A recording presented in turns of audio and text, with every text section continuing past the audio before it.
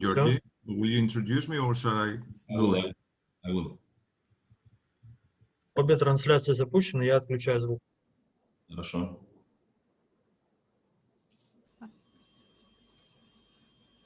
I have started the broadcast.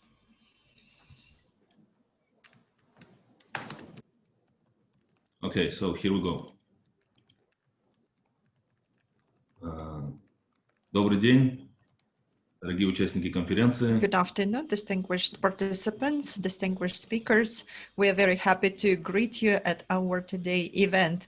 As you know, we are holding the conference of the project Supplies Development Project in Kazakhstan.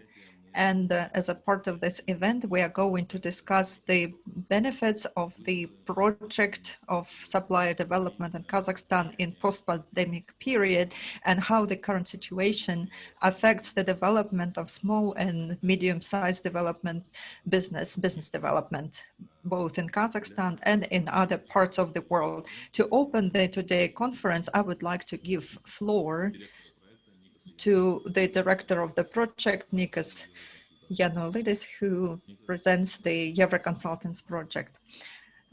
Nikos, the floor is yours. Thank you very much, Georgie. Dear participants of the conference of the Supplier Development Project in Kazakhstan, on behalf of the project contractor Euro Consultants, I would like to greet you and thank you for your participation in our conference. The attendance of such a large audience is very important and it reflects the importance of the project. I'm Nikos Yanolidis, Director of the Supplier Development Project. Euro Consultants is an international group of companies based in Greece providing high-quality technical assistance services tackling sustainable economic development. We provide support to ministries, governmental agencies, large enterprises, and small and medium-sized companies focusing on international competitiveness and innovation. The Supply Development Project is an innovative approach to supporting the international competitiveness of Kazakhstani small and medium-sized companies, with a particular emphasis to the key national economy sectors of oil and gas, mining, and metallurgy. Over the past 2 years of the Supply Development Project implementation, we have mobilized a large number of highly experienced international and local experts, and we have deployed an unprecedented number of activities in all regions of Kazakhstan, despite the difficulties imposed by the global COVID pandemic.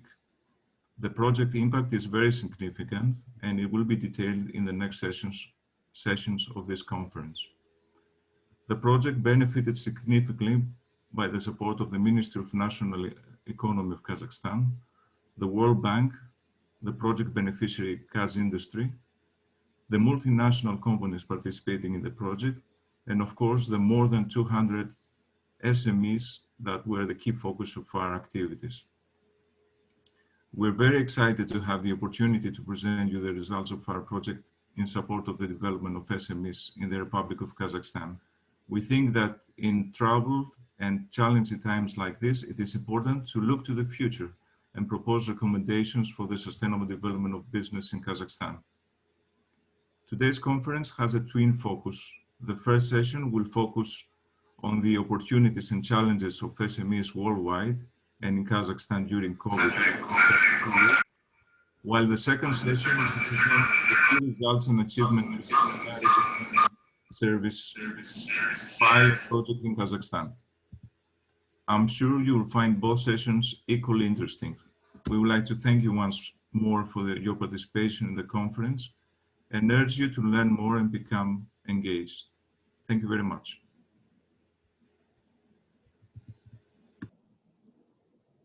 Спасибо, Никос. Благодарим. Thank you, Nikos. Thank you. Georgi, здравствуйте. Georgi, hello.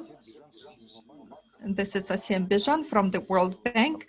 Tanya, unfortunately, has technical issues, and she requested me to speak on her behalf. Okay, thank you. Good afternoon, distinguished colleagues, ladies and gentlemen. У кого-то эхо там стоит. We hear the echo This is probably Tatiana, and I have switched off her microphone. Okay, thank you. Please continue. The World Bank team would like to thank for participation in this event, the representatives of the government agencies, private sector, and all stakeholders that have come together today. In 2015, we started this work on our joint project that is called Competitiveness of Small and Medium-Sized Businesses in Kazakhstan. And this project provides support to Kazakhstan SMEs on different areas, and one of them is the development of local suppliers. When we were developing the project, we were thinking how we can improve the links of Kazakhstan SMEs with large companies, how to help them to improve their competences and business processes and access to financing. The supply development program was actually such a tool that could give an impetus to small companies for developing their competitiveness and productiveness by cooperating with large companies in oil and gas and mining sectors. And on the one hand, the program should help to define the needs of large companies working in Kazakhstan, and on the other hand, to help SMEs to improve their competences in such a way so that they could meet the needs of the large companies on the quality and reliability of their products and services. The participating companies in this program, SMEs, they are achieving the world standards of quality and receive the needed certificates to become suppliers for large business, not only in Kazakhstan, but when it becomes possible, as they are raising their competitiveness, they are also can engage in exports. And in this perspective, these SMEs should create opportunities to improve for improvement to other companies, and that would be a domino effect.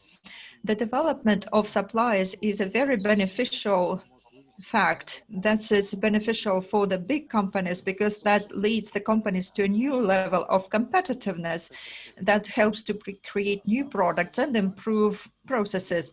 In the World Bank and our colleagues in the National Economy Ministry, we were very happy to find a great team in the Kazakhstan Center of Industry and Experts under the Ministry of Industry and Infrastructural Development. And together with our consultants, the world-class consultants, Euroconsultants company, they have conducted a huge work. They have selected SMEs on the basis of independent processes. They've been visiting all areas of the country and observed their work. They have conducted trainings. They worked separately with large companies so that to engage them into this project. Unfortunately, pandemic made its restrictions in implementation of our plans, but the colleagues managed to align the work to the current situation, to the realities, and our main objective now is so that the office, Supply Development Office, would continue its work and would improve the links of Kazakhstan SMEs with other sectors of the economy. And we would like to note also the work of the participants themselves, of the potential buyers of SMEs. The recent year was quite hard for us. And the fact that you continue to work in this area, that you have actually provided limited resources, that shows you're being circumspect. The most important part of work is still ahead. We are still facing the objective is to minimize the effect of the pandemic, improve the growth of jobs, and improve the prosperity of Kazakhstan. So let me once again thank you on behalf of the World Bank team and Tina Siegel, the head of the project. Thank all the participants for your attention, participation. Thank you.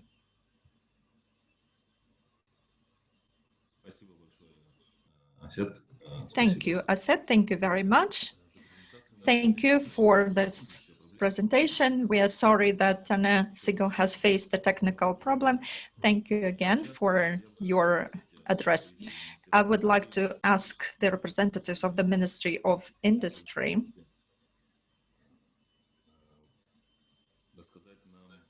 and Infrastructural Development to tell us about some of the issues that are related to Kazakhstan joining WTO and how this will affect Kazakhstan companies, the impact of WTO provisions in relation to local contact in the procurement subsoil users. Ayjan, the floor is yours. Distinguished colleagues, I'm very happy to greet you at this conference. Let me make you do a presentation about the local content development, about Kazakhstan accession to WTO. There was a transition period and there was a gradual reduce of preferences for companies. And we have abolished some of the requirements about the local content, but subsoil users now face the some there are some demands are diminished, reduced up to 50%. So Kazakhstan cannot now introduce new measures to support local producers because that will make problems and that will probably affect the promotion of local products. And in order to support the local producer and increase the local content, we do certain work. And the agreement with the European Union, we have a priority of procurement for local producers of cars and electrical equipment and shoes, socks, office furniture and cement. When the government procurement is done, this is done on the basis of the national regime, and this list is being expanded, and there will be work also on using the oil and gas equipment, meters, transformers, and other products will be included. In order to further develop oil and gas machinery building, the Ministry of Industry and also other ministries and oil and gas operators signed an agreement about creating an international center of oil and gas machinery center development. In order to develop proposals of developing local content and support local producers, we have created a working group. And this working group engages interested government agencies, Aytamiken, Samruk-Kazana, and other industry associations. We are holding meetings as a part of this working group, and we discuss, for example, rebranding of the term local content. And we work on concluding contracts with subsoil users on stimulating entrepreneurship, and also about using national standards to regulate the issues of the local content and other issues. So we are doing a lot of work in this area on developing local content, and this issue will always be relevant for Kazakhstan, and all the needed measures will be taken. Thank you for your attention. Thank you, Ayjan. I would like to remind once again to our speakers that it's better to speak into the Russian channel so that we receive the interpretation to our English-speaking participants. Now, as we are moving forward, I would like to give floor to Professor of the Economy, the ERC Scientific Director, Mr. Kulikev Jaksibek. Jaksibek Kulikev, please, the floor is yours. Thank you, Georgi. I'm very happy to see you all here, distinguished colleagues. I would like just to be brief and to talk what Kazakhstan economy faced last year.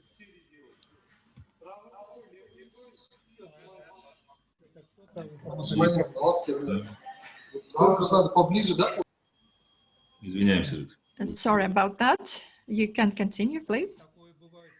Yes, it happens, and we got used to that, to these technical issues. What I would like to say in my presentation, I just would like to speak briefly about the results of Kazakhstan economy last year, what difficulties we have faced, and as well as other countries due to coronavirus pandemic and what we expect of the current year. First slide, please.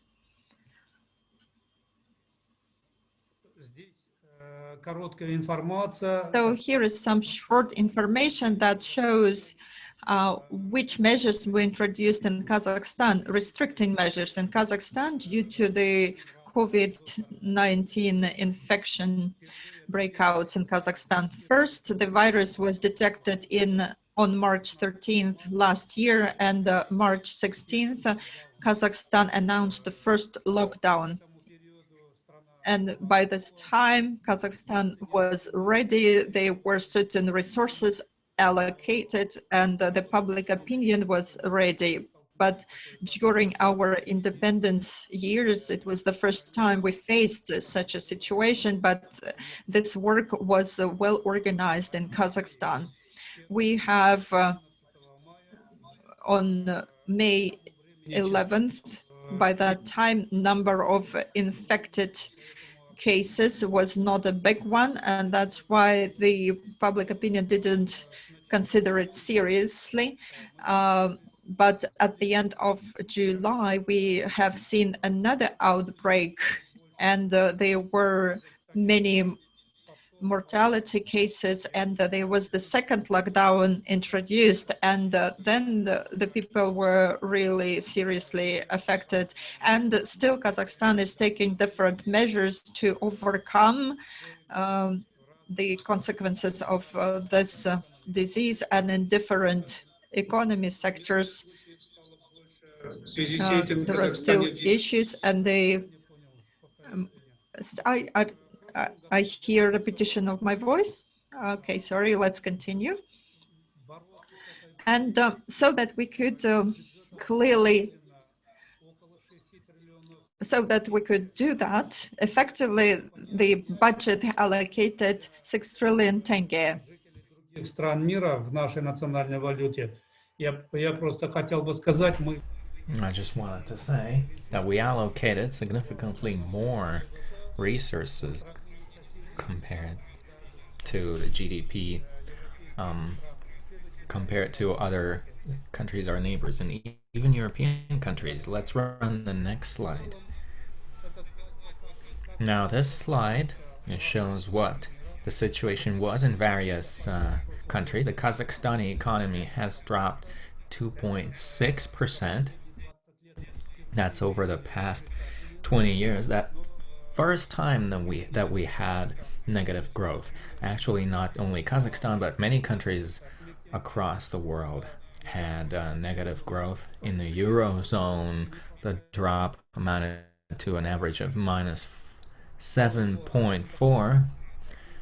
For developed countries overall, the drop was averaged out at minus 5.4, Japan minus 5.3, and the global economy dropped minus 4.3%. Inflation in Kazakhstan was higher than we planned for, because from the government budget we allocated large-scale resources to support the economy, and probably this had to do with this condition, the circumstance. We eased our monetary policy slightly, and we provided huge benefits for economic subjects, especially for small and medium enterprises, in terms of tax deferrals, and because of that, the budget was sort of 2.4 trillion tenge. In spite of the measures taken,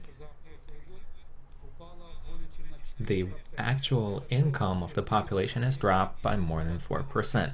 And that's also a first time during the past 20 years. Next slide, please.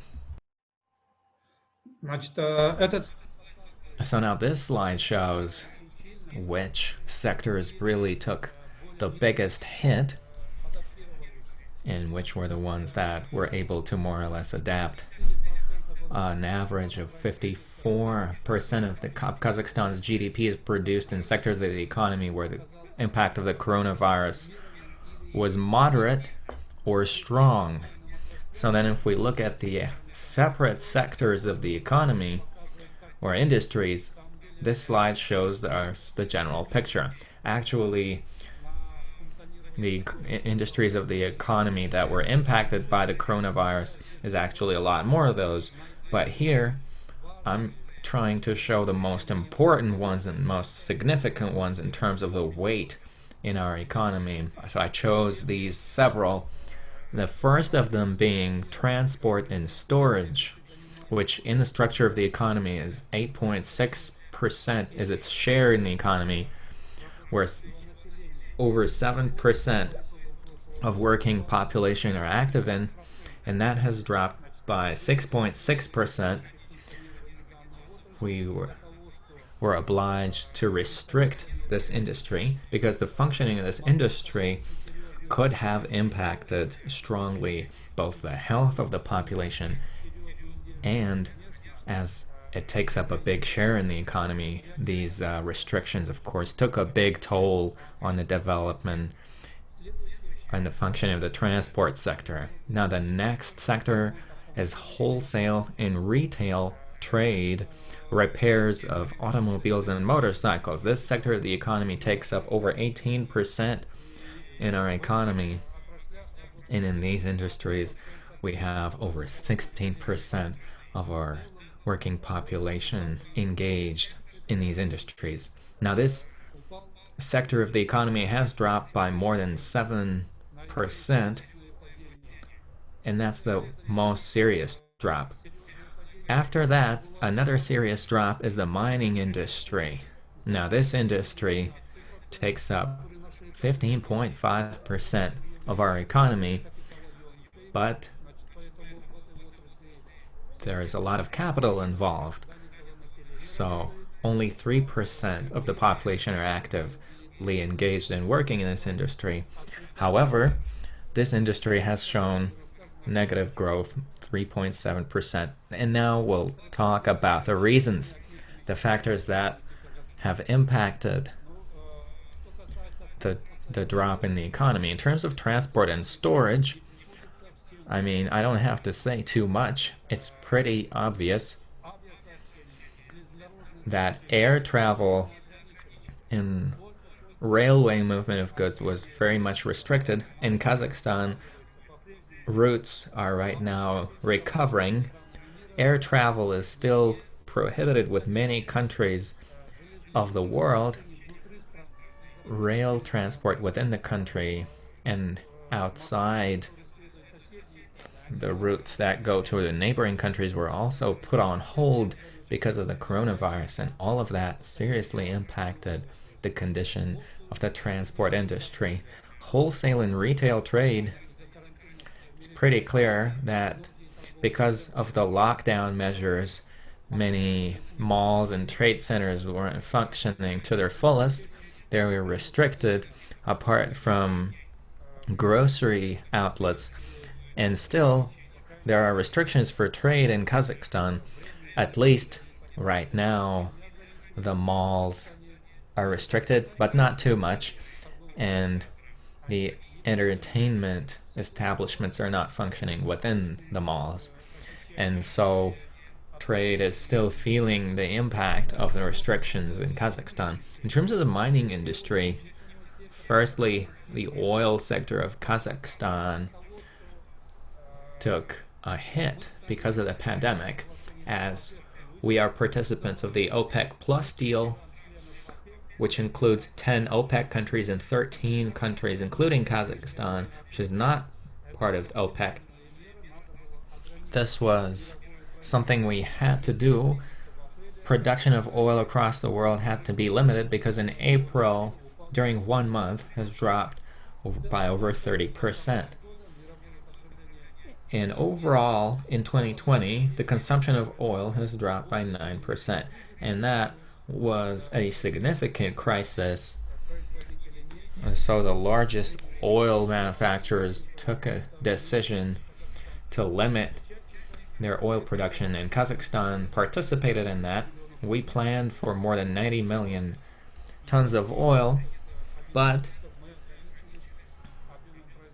we had to limit ourselves to 85 million tons. Now, of course, the reduction in production took a toll on the export of these products as well, and thus, in the oil and gas sector, as it is the main sector in Kazakhstan, we had a reduction of production in that. Now let's run the next slide. Конечно, есть отрасли, Of course, there are industries which have found themselves in a good position. The processing industry of Kazakhstan was growing pretty good. Perhaps what took a toll was the restrictions, and because of the restricted transport, Kazakhstan had to produce a lot of its own essential goods, and that was a positive influence on the processing industry, and thus it showed a 3.9% positive growth. Although we do understand that the functioning of this industry could have impacted the spread of the disease, and that is why all of the measures and the efforts of the government were aimed at trying to curb the spread of the disease, especially within the processing industry. In construction, as per our evaluation, it wasn't so much subject to the impact of COVID, and plus the government allocated large funds to support the construction industry in order to create additional jobs. So generally, the construction industry has shown a very high growth. Last year, double-digit growth, 11.2%. So it's the construction industry, including housing construction, it has become the engine of Kazakhstan's economic development last year. Agriculture was impacted less as well. The government consciously supported agriculture, as the workers engaged in agriculture are mostly outside, the agricultural workers and the construction workers. For this reason, the government allocated significant funds in order to support these industries, and that is why agriculture has shown a growth of 5.6%. Let's run the next slide, please.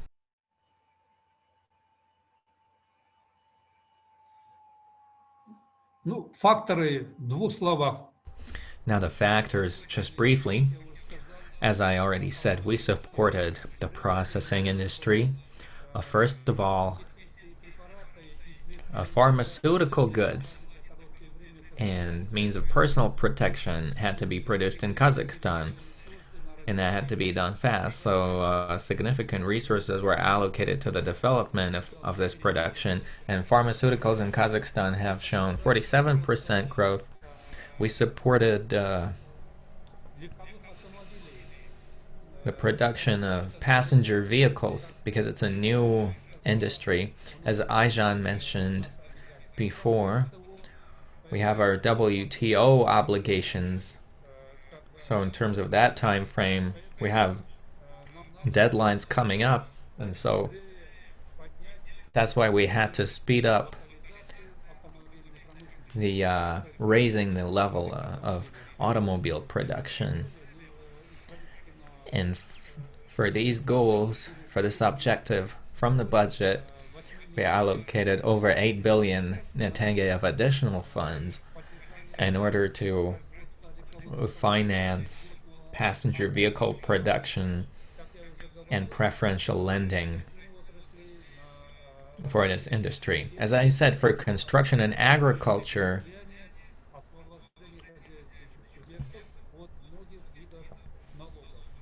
they were allowed to not pay many taxes in 2020, and that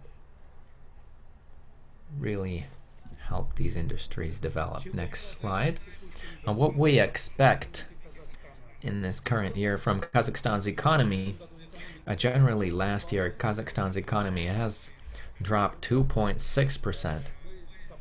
It's seen a decrease. With certain optimism, we regard the development of the economy this year, and we're certain that the mining industry this year will show a positive growth because the restrictions for oil production are fading away, and even considering the restrictions present now, we should still see a positive growth. We expect the processing industry to maintain the growth rate of last year. Wholesale and retail should also show a positive growth dynamic due to the measures taken by the countries across the world, including vaccination. Hopefully this will positively impact outlets, and we hope that trade will show a positive 2.4% growth. Now, in construction, I think that pace will be maintained. Agriculture will remain at the level of their average indicators. It's going to be about 3.8% growth.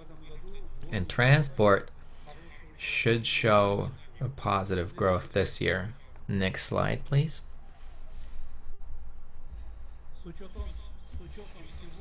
Considering all of the above, by our assessment, we believe that the Kazakhstan economy this year will show a growth of over 4%. Now here we showed our forecast figures for this year.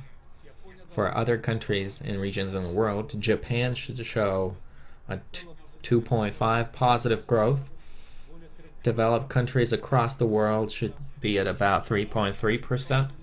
The USA is expecting a growth of 3.5%. The Eurozone, by preliminary forecast, no less than 3.6%. Global economy should be growing at about 4%. And so the positive development of the global economy will definitely positively impact the Kazakhstani economy as well. And generally, we believe that this year will be substantially better than last year. Of course, the year will not be a simple one. Руководители политических Kazakhstani political leaders understand that and take all the necessary measures in order to revive Kazakhstan's economy. Thank you for listening. That's it for me. Большое, очень интересно. Thank you very much. A very interesting presentation. Yes, truly, we are seeing the effect of the pandemic on the economies of the world, including Kazakhstan. And one of the questions and issues that SMEs face and large enterprises face as well is the issue of developing human resources and how that factor will impact the development of SMEs in Kazakhstan. And I'd like to ask Aidana Tugisbaeva now to present her small speech on this issue. Aidana, please. Good day, colleagues. Thank you very much for giving me the opportunity to tell you about what we do. My presentation is big, but I'll briefly present it. And we have a lot of information that is similar to Mr. Jacques Beck's presentation, so I'm not going to dwell on those. Please, let's run the next slide now. By the way, I wanted to introduce myself. My name is Aidana Tugisbaeva. I represent Atomic and National Entrepreneurs Chamber. As my colleague mentioned before, we are not... we haven't seen a growth of GDP in 2020. It's remained at minus 2.6%. Goods production has, of course, increased, but services has declined by 5.6%. Next slide. Now, as for the actively engaged working population, 8.7 million people, and that is 0.7% less than 2019. Next slide.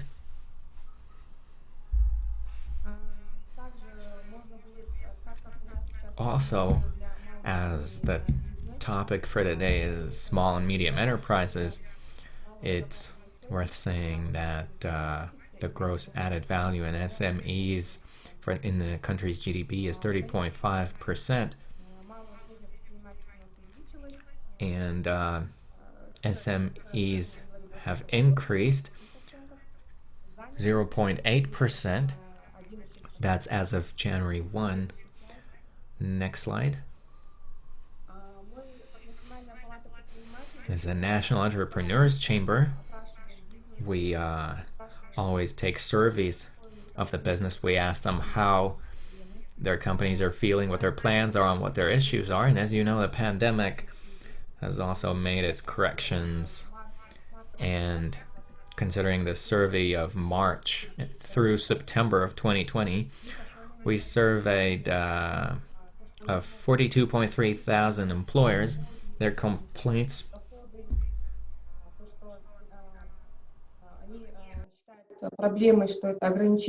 and they think that this is the problem, that there are restrictions. And for us, in the area where I work, 16% of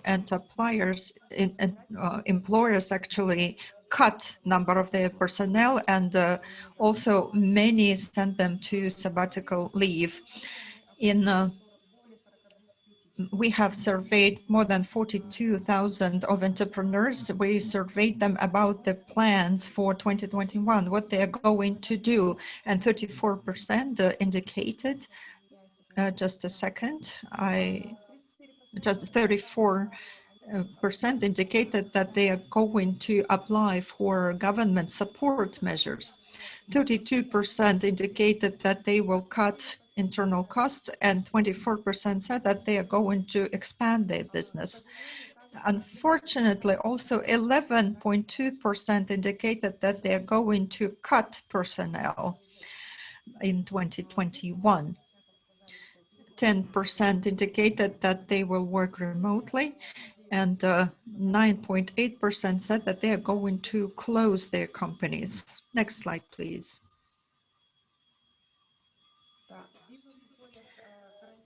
Business during lockdown restrictions. Currently, during the pandemic, we have such sectors of the economy where businesses have to face different restrictions. These are the shopping malls, markets, cinemas, fitness centers, and there are 15,000 companies that have full restrictions of their work. These are food courts, nightclubs, health centers, children's centers, and next slide, please. Next slide, please. Here, as the previous colleague actually talked about, what were the major support measures provided by the government in general, so we won't talk about that in detail. Let's move forward. Next slide, please. I would like here to talk about one of the support measures provided by the government. That was the support providing the payment of 42,500 tenge, and the chamber actually initiated that so that it is paid from the state fund of social insurance. And we provided many proposals. Most of these proposals were supported by the government, and 7.5 million tenge were paid as social support to people, and more than 4.6 million people received these payments. And if we talk from the point of view how this is related to employers, and there was many times this question asked, this is the support this is the support to employers, because employers could not support their personnel because they couldn't do any activities, and employers were not ready to pay the salaries as they did before because their incomes have dropped and they were facing lots of costs. So I think this support actually helped a lot both to employees and to employers. Next slide, please.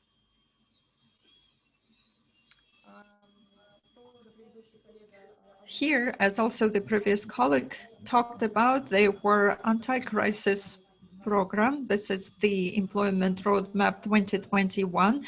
Operators of the state program is the Ministry of Labor and Social Protection of People. 1 trillion tenge of the budget was provided. There are more than 7,000 projects were announced.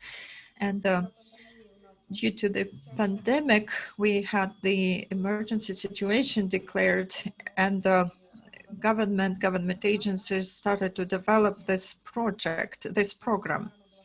And this program was not agreed with everyone, and the National Chamber provided its recommendations. Half of these recommendations were supported, and currently at this year, 2021, the employment roadmap is being implemented, and the budget is about 400 million tenge. You probably know there is a state program in Kazakhstan. It is called Yenbek. There are 3 major areas of work. This is short-term training, and second area is the training of entrepreneurs, and Atamiken is the operator of the second area of work, and we implement the project. We train entrepreneurs on the basis of entrepreneurial activities, and as you see, we have the positive dynamics. The number of trained people is growing. In 2020, the number actually decreased due to the pandemic. We had to actually quickly develop a online platform, and we were using the distant remote method, and in general, I think that we had very good result because in 2021, 41% managed to open new businesses. And if we look at the structure of open businesses from 2017 to 21, there were 59% of companies opened in agriculture. And the rest areas accounted for 41%. More than 18,000 projects were opened. And the training also enables people to receive government state financing, microcredits, and grants that are used by people to open their businesses and create new jobs. Here at the slide, you can see the people who were trained and opened their businesses, and 97% of them are active entrepreneurs, active businesses. 93%, these are also the businesses that pay their taxes. Next slide, please. The Chamber of Entrepreneurs also provides the non-financial support. More than 7,000 enterprises were opened, and we provide the support. We help companies to enlarge, expand their businesses, and we help them to improve links with international partners, and we have trained companies and signed contracts, new contracts.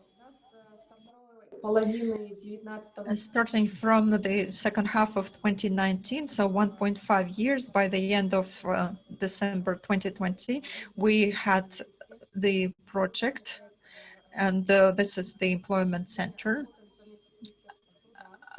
Atamiken Koldao Ortalığı, we worked with the Ministry of Labor, and we helped unemployed people to find new jobs.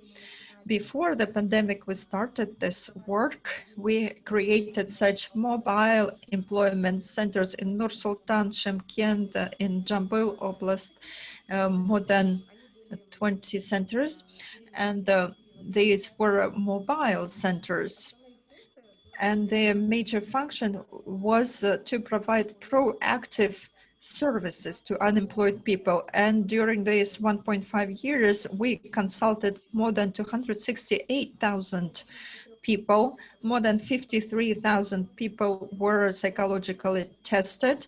So we helped them to find new jobs through psychological consultation. And we did a lot of work.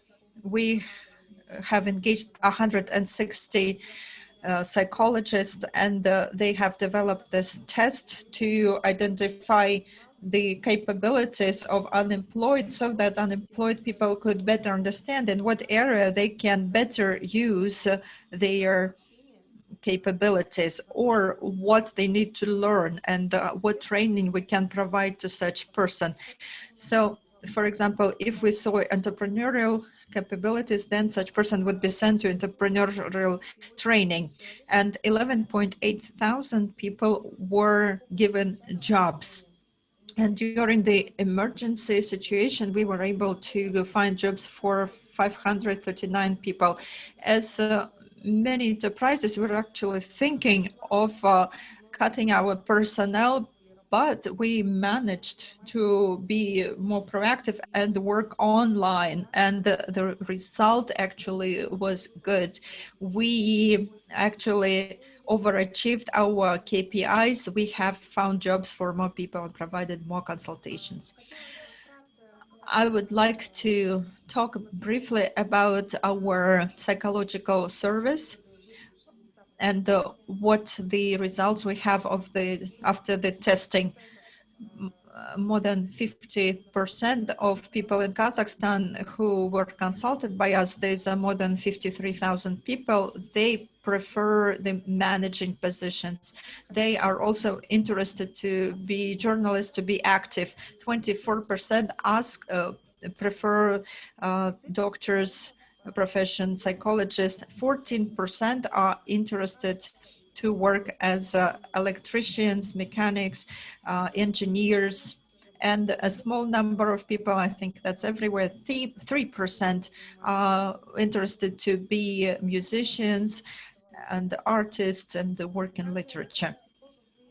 And psychologists also identified that more than 45% who were tested, they do not have soft skills. So this is the communication skills, non-standard thinking skills, and the ability to work in a team. It doesn't mean that they don't have these skills, but when we were talking to them, when psychologists were talking to them, they identified that they lack some certain, maybe one or two skills. And they recommended that this person can work as a consultant, but he lacks a skill of working in a team, but he has a very good communication skills. Unfortunately, 6.8% of unemployed people who we have consulted, they have suicide thoughts. So they are in very hard life situations, and we tried to engage such people in training, in engagement programs, so that they could overcome such situations as quick as possible. Next slide, please. I don't think this is a very interesting slide, but I would like to say we have surveyed the people who were consulted at the mobile centers, and you can see the results here. Most of them actually have higher education. 31% have the TVET education. Next slide, please. Short-term education, this is the first area of a Yenbek state program. And under this area, we train unemployed people. We train them for some working professions. So this is a several month program. And Atamiken is having a register of training educational organizations so that unemployed could choose where they can be trained. In our register, we have 878 training centers, and 378 of them are under certain enterprises. And the most popular professions that people would like to learn, this is the seamstress, a cook, a baker, manicurist, and other professions. At the McKen, the National Chamber of Entrepreneurs is also conducting an independent rating of educational centers and higher educational institutions. We have analyzed 2,000 curriculum programs, and we have engaged more than 160 experts and provided 6,000 opinions. 101 educational programs enable their graduates to find the jobs.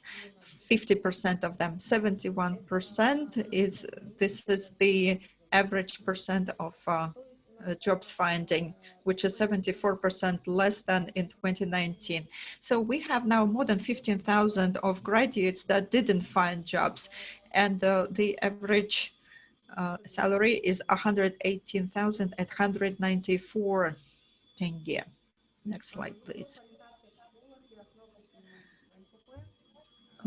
So what we do at schools. Currently, we have developed textbooks for 10th and 11th grades, and there is a subject, the basis of entrepreneurs and business. That's a very easy to understand material, and also we have developed guidelines for teachers and notebooks for students. We have done competitions, Olympiads, and developed an internet platform. We have trained more than 1,700 teachers of schools, 402 teachers from colleges, and more than 100,000 students from schools and 42,000 students from colleges. Next slide, please. And in general, what can I say? This is our ecosystem of Atomican. We started developing online. As you can see, the development of human potential is especially important, and we have a separate area for that. And people who are interested, they can choose different areas for training. Thank you. I tried to be concise. Thank you. Thank you very much. It was a very interesting presentation. Thank you, Aidana. Well, actually, the National Chamber of Entrepreneurs is doing all it can to enable small and medium-sized businesses for development, to provide the support, to integrate international supplier chains and procurement chains of multinational companies. I would like to request Paris Kokoratskosis, who is CEO of Yara Consultants, to do his presentation. Please show the presentation on the slide. Paris, the floor is yours. Good morning, and it's a great honor to attend and make a short presentation in that meeting. And I would like to congratulate all stakeholders, as well as SME participants of the SME project for their high level of engagement during this COVID difficult period. It's very important to mention, however, that the COVID period has also introduced some opportunities to the SMEs because they have learned to work remotely, and this remote working is part of the basic characteristic of SMEs working with multinational value chains. So I will try to focus on my presentation and the role of innovation, digitization, and I will give also some case studies from Oman in the petroleum sector of introducing SMEs to the international supply chains. So next slide, please. A very short understanding of what is a supply chain, the full range of a company activity from product to service, and even beyond after the buy from the client is a value chain. International companies are usually working across the whole value chain, and SMEs, depending on their specialization, work in some of the pieces of this value chain.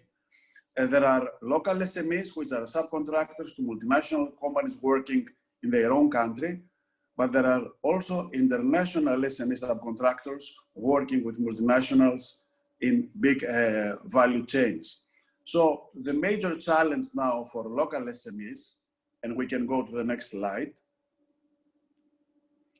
is how to move from being part of a local supplier in a multinational, and if being a successful local supplier, how to become a supplier at the international level in other projects of the same or other multinationals in other countries. So usually it starts with a proper placement in the local value chain. So actually the jobs that multinationals, the works that multinationals appoint in the country of the SME origin.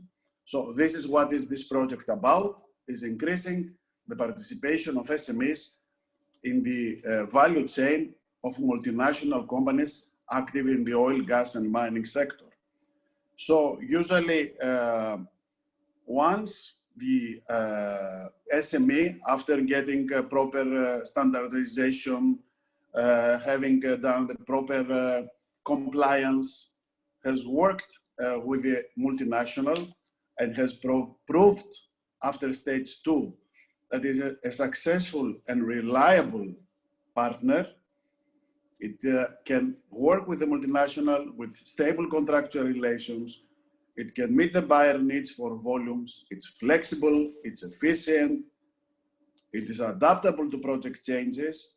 Then one could think of capitalizing this local delivery subcontracting performance and create the mechanism for approaching multinational projects outside of the country, where apart from the capacity, standardization, and performance, there is a need to upgrade also the staff that can work with international capabilities. Can we look at the next stage? Next slide, please. There are a lot of characteristics, performance characteristics that multinationals are looking for the SMEs, like quality, reliability, service, responsiveness, agility that we have discussed.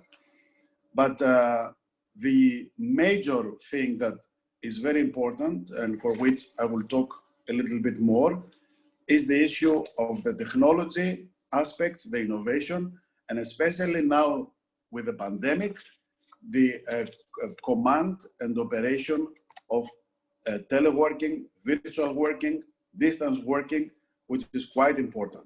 Can we go to the next slide, please?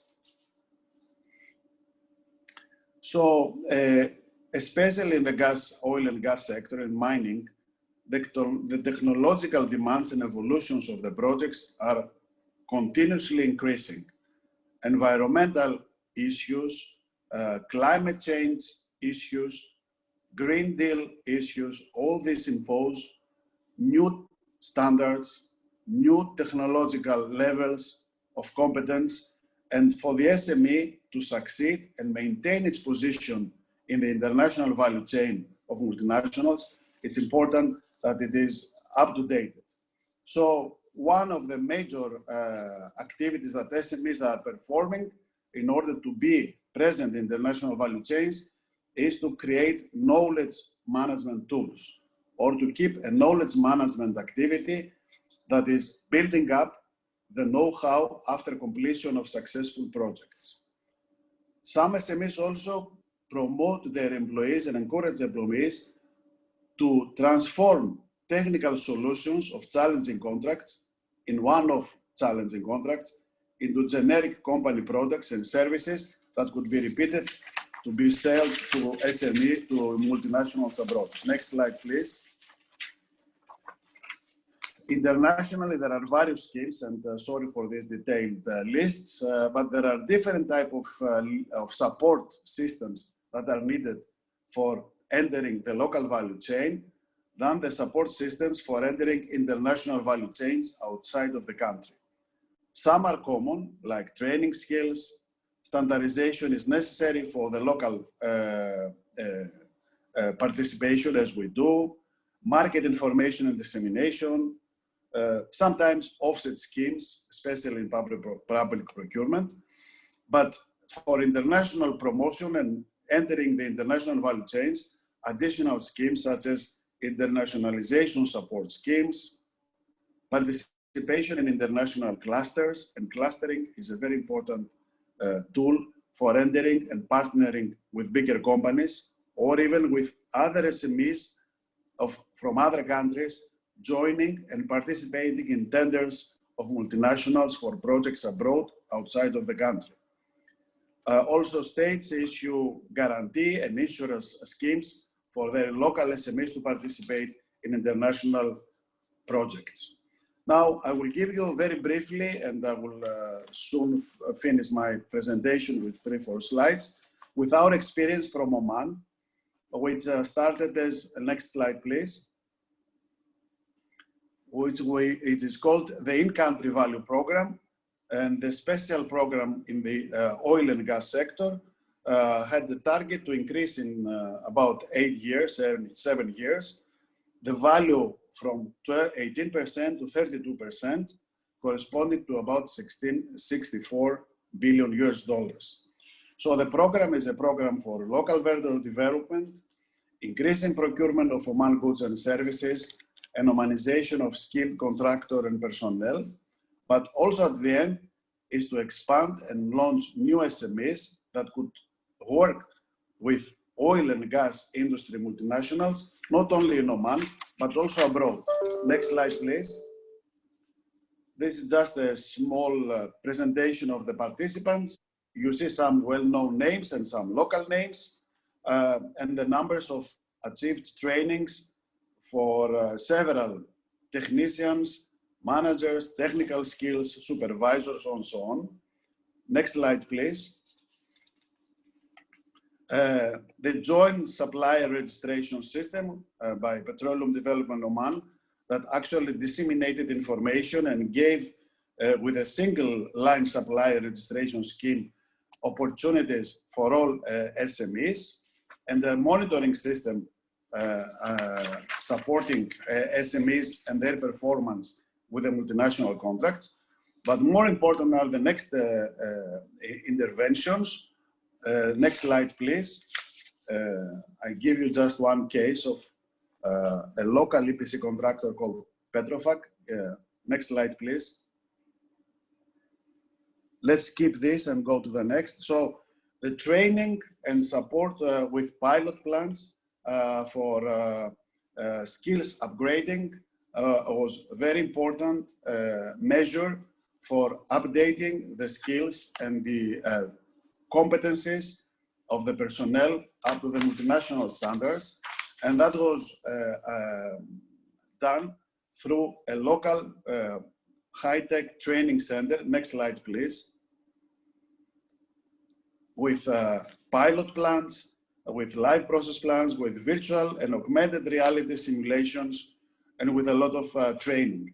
Now, my last slide is how we helped the country to bring together, next slide please, and the last one, how to bring the multinationals from the upstream oil and gas sector, the technology providers, together with the local companies. This is done through an innovation park, a science and technology park, where technology providers like the well-known multinationals, you know, also from your country, are hosted, and they provide tooling and engineering solutions within this technology park. And next to this technology park are the local SME technology partners of the multinationals.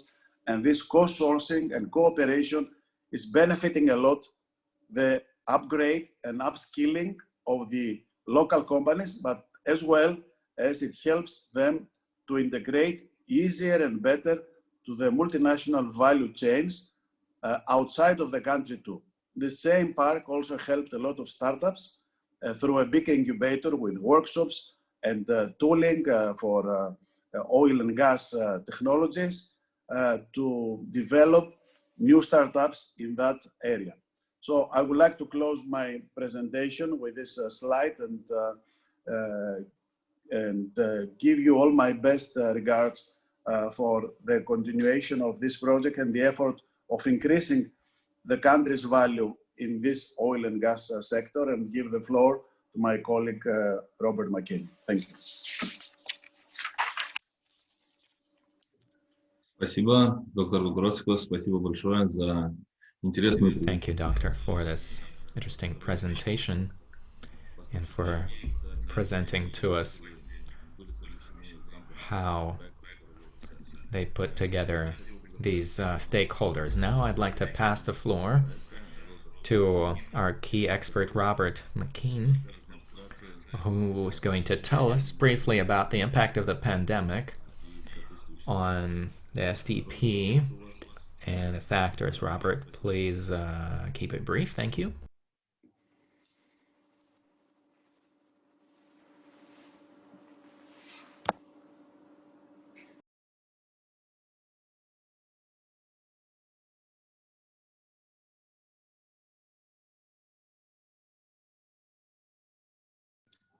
Роберт, вы нас слышите? Robert, if you can hear us, maybe your mic is on mute because we cannot hear you yet, Mr. McKean. You were correct. So good afternoon, everyone. I'm very glad to be able to speak to you all today. And as I only have 10 minutes, I'll proceed immediately to my presentation. Asim, can you go to slide 1? So basically, what I'm trying to do there is to highlight the impact that COVID-19 had globally. And I have to thank Professor Kulikiv for a more extensive presentation, which allows me to briefly move on to the next slide. Asim.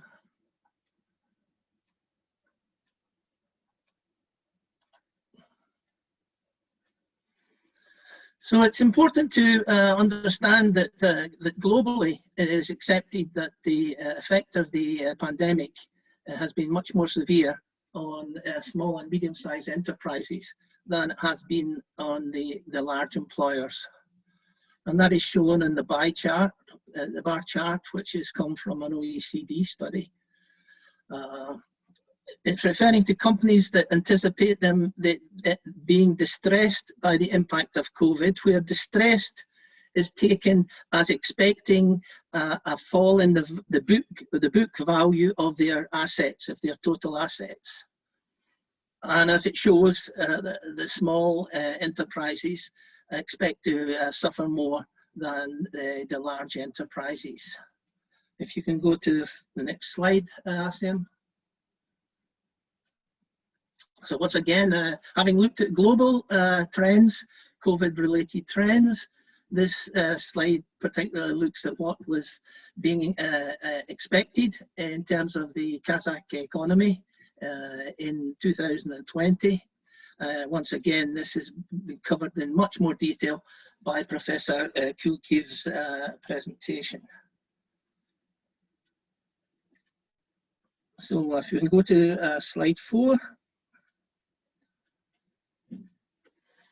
Now here, what I have to show you is obviously very, very scant, very, very little by way of the Atemikin presentation of Edana, which is much more comprehensive. But basically, the surveys that of SMEs that I was able to access are supporting this conclusion that the impact of COVID-19 was much more dramatic in the SME sector than it was for larger enterprises. Slide 5, please, Asim.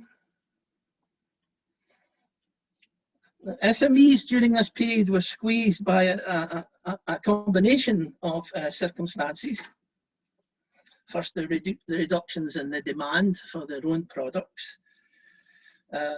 Secondly, by the need to cut production, which was brought about by the restrictions in terms of travel and numbers of people who could assemble at a given place. But we have to understand that the impact of production falls and of falling prices in key sectors like oil and gas and mining is also having a knock-on effect, in the sense that these large companies have no need to purchase the same amount of supplies when the demands for their products are falling. And the importance of seeking new suppliers in these conditions is going to be much less. So we have a chart here from the mining industry which shows how the production fell in the second part of the year.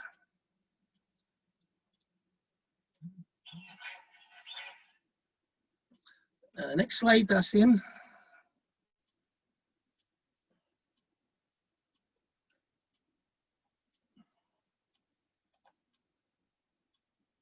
So this is just emphasizing the point I've made, that we have to take into account the fact that the reduction of production in the large enterprises, the effects that was having on the SMEs. If we go to the next slide.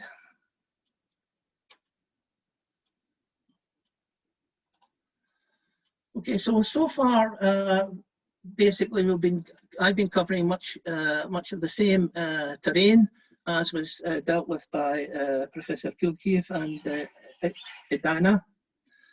And now I want to move on to consider what the impact of COVID-19 has been in terms of the Suppliers Development Project. So it's essential, first of all, I'm going to identify three main areas where COVID-19 has the potential to impact upon the delivery of suppliers' development projects. And the first of these is relating to the collection of information which is necessary to make the SDP successful.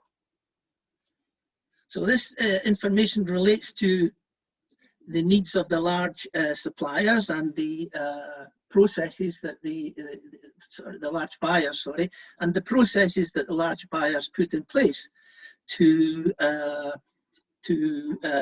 obtain their supplies. And it also, of course, relates to the needs of the SMEs and what is required for a supplier development project in terms of support to the SMEs to improve their quality levels and their efficiency to move them up the chain, to make them more attractive as potential suppliers. Next slide, Asim.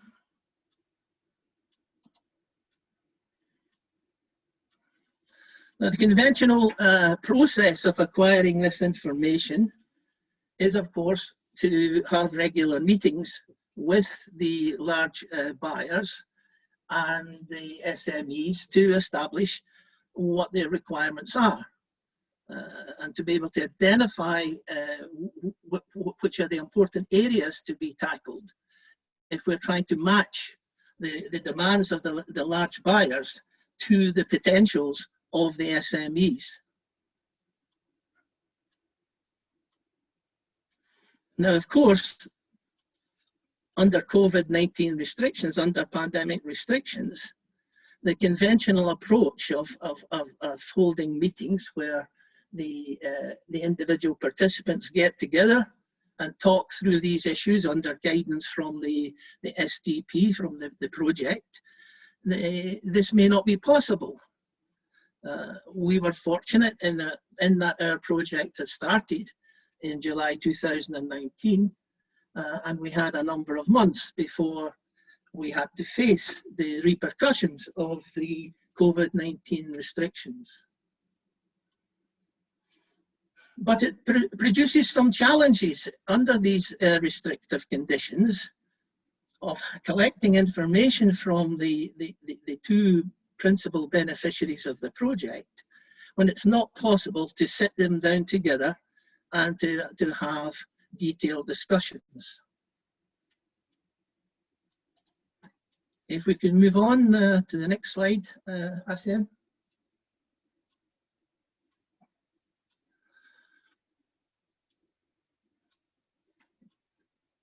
So here in the second paragraph,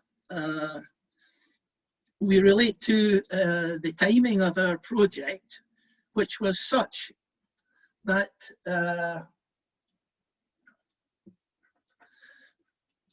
the Meet the Buyer events, which we were obliged to hold, were targeted at stages of the project where the COVID-19 restrictions were effective.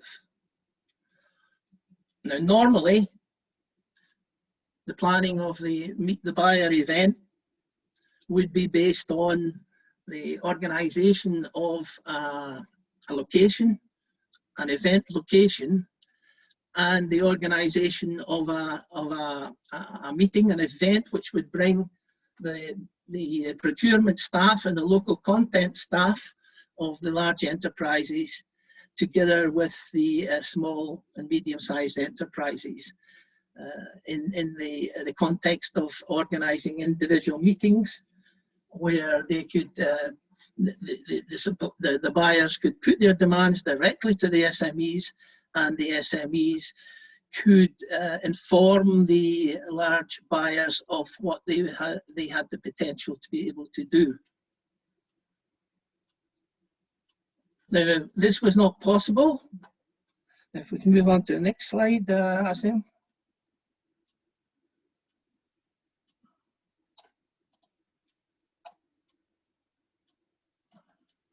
It was not possible to organise conventional Meet the Buyer events, and consequently the Meet the Buyer events that were organised and held under the SDP in Kazakhstan, of which there were 3, were all organised as virtual Meet the Buyer events.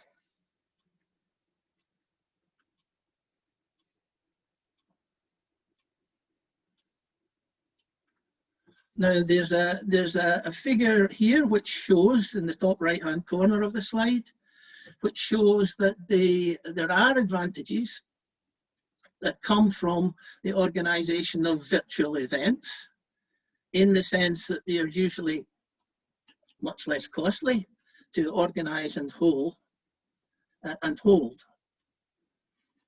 But this figure also shows that there are a number of disadvantages.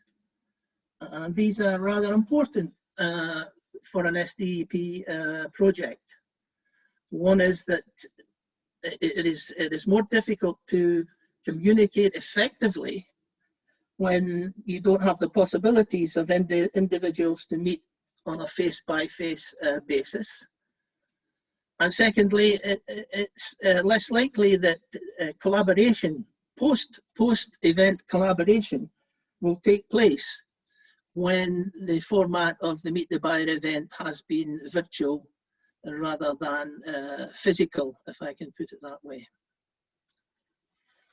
Now, down below, we have another graphic, we have a bar chart, which looks at the 3 Meet the Buyer events which the project was able to organise.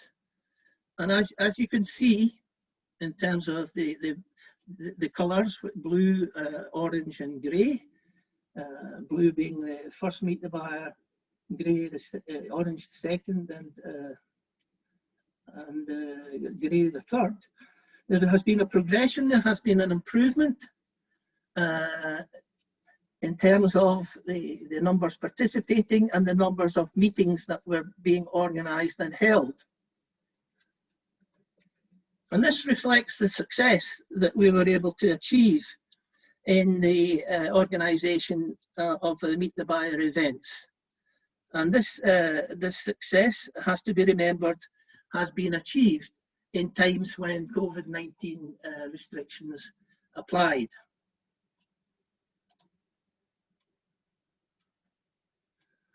So if we move to the next slide, ASEM.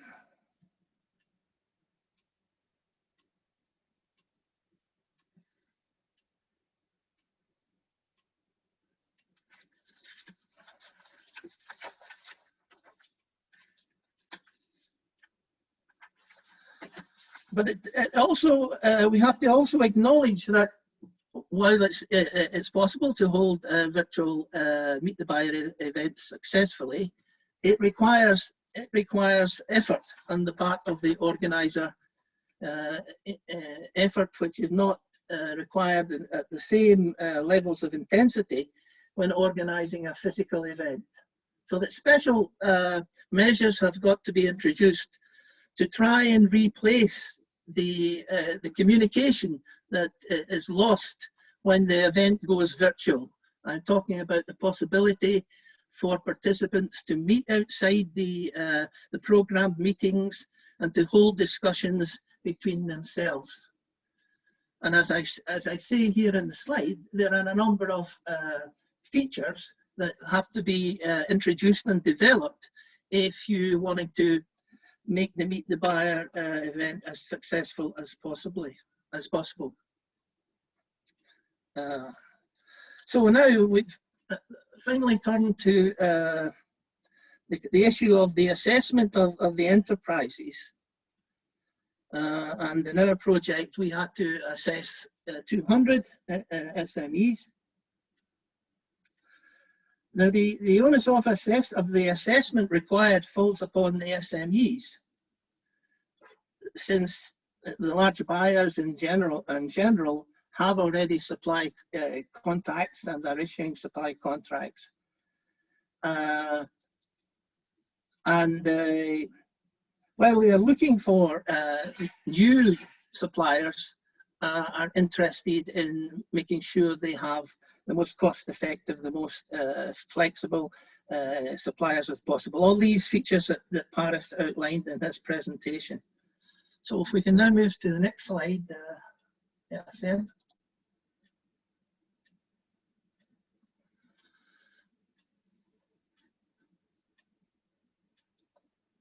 So the assessment that we conducted involved visits to every single SME, during the visit, meetings with the management teams and managers to elicit information from them, to extract information from them, to demand verifications of information where we felt that the information on its own wasn't suggestive enough, and always a visit of the premises and the site. So this was conducted in every single one of the 200 SMEs visited, and this process takes the best part of one day. Next slide, Darcy.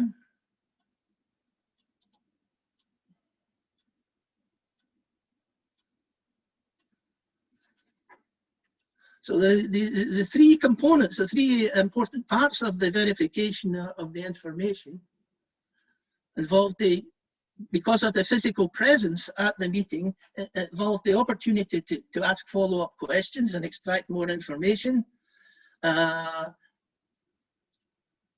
to demand from the management or ask the management to produce visual proofs in terms of documentation or showing computer screens to verify what they've said, and the importance of this site visit, which is undertaken by the assessors. Next slide.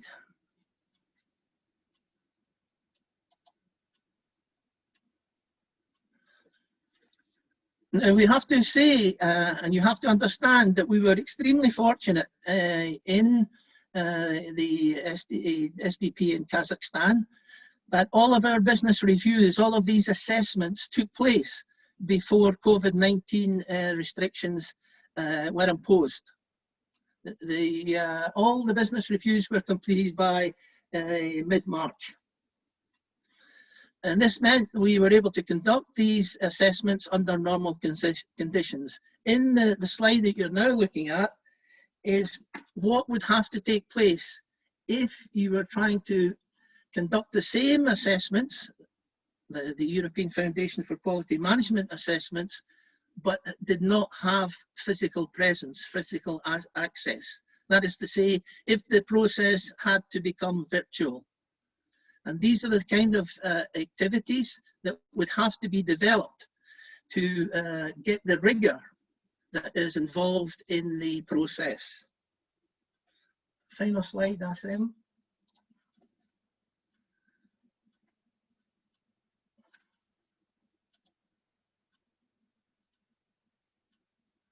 So these are the aspects of assessment that would have to be added under COVID-19 restrictions to make sure you're getting the quality information that the EFQ model requires. That draws my presentation to a conclusion. Thank you very much for your attention.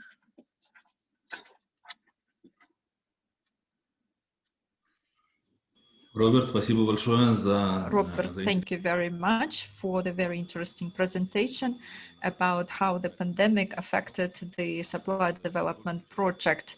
I would like to say that most of the project was implemented during the pandemic, and all the related activities had to be adapted to the lockdown restrictions. But as we understand, the pandemic creates risks not only for the project, but also for SMEs and also for large buyers as well.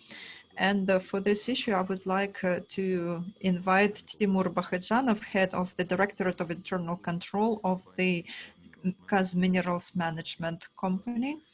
And we will hear the report on the risk management in terms of procurement during the COVID-19 pandemic. Timur, please, the floor is yours. Thank you, colleagues.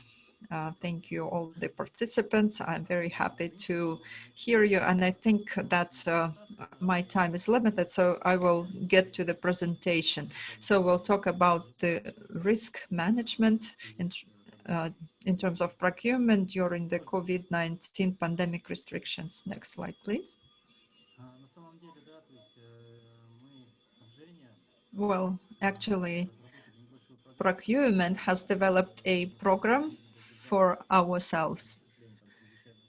And we were not actually waiting for the emergency situation to be announced. And at the end of January, we already understood, because we were monitoring the situation in China, and we actually were thinking that the coronavirus is likely to spread all over the world. More and more countries are involved. Italy also faced infections, breakouts, confirmed cases, and at that time, we already started taking some measures. So we have, first of all, prohibited personnel to visit certain areas to minimize infection cases. And my presentation will be a short one. We'll present this information in brief, and the major data will be given as of the end of March 2020 and beginning of April. So let's start. The major objective of the procurement service was not to stop the production process of the company, of Kaz Minerals Group.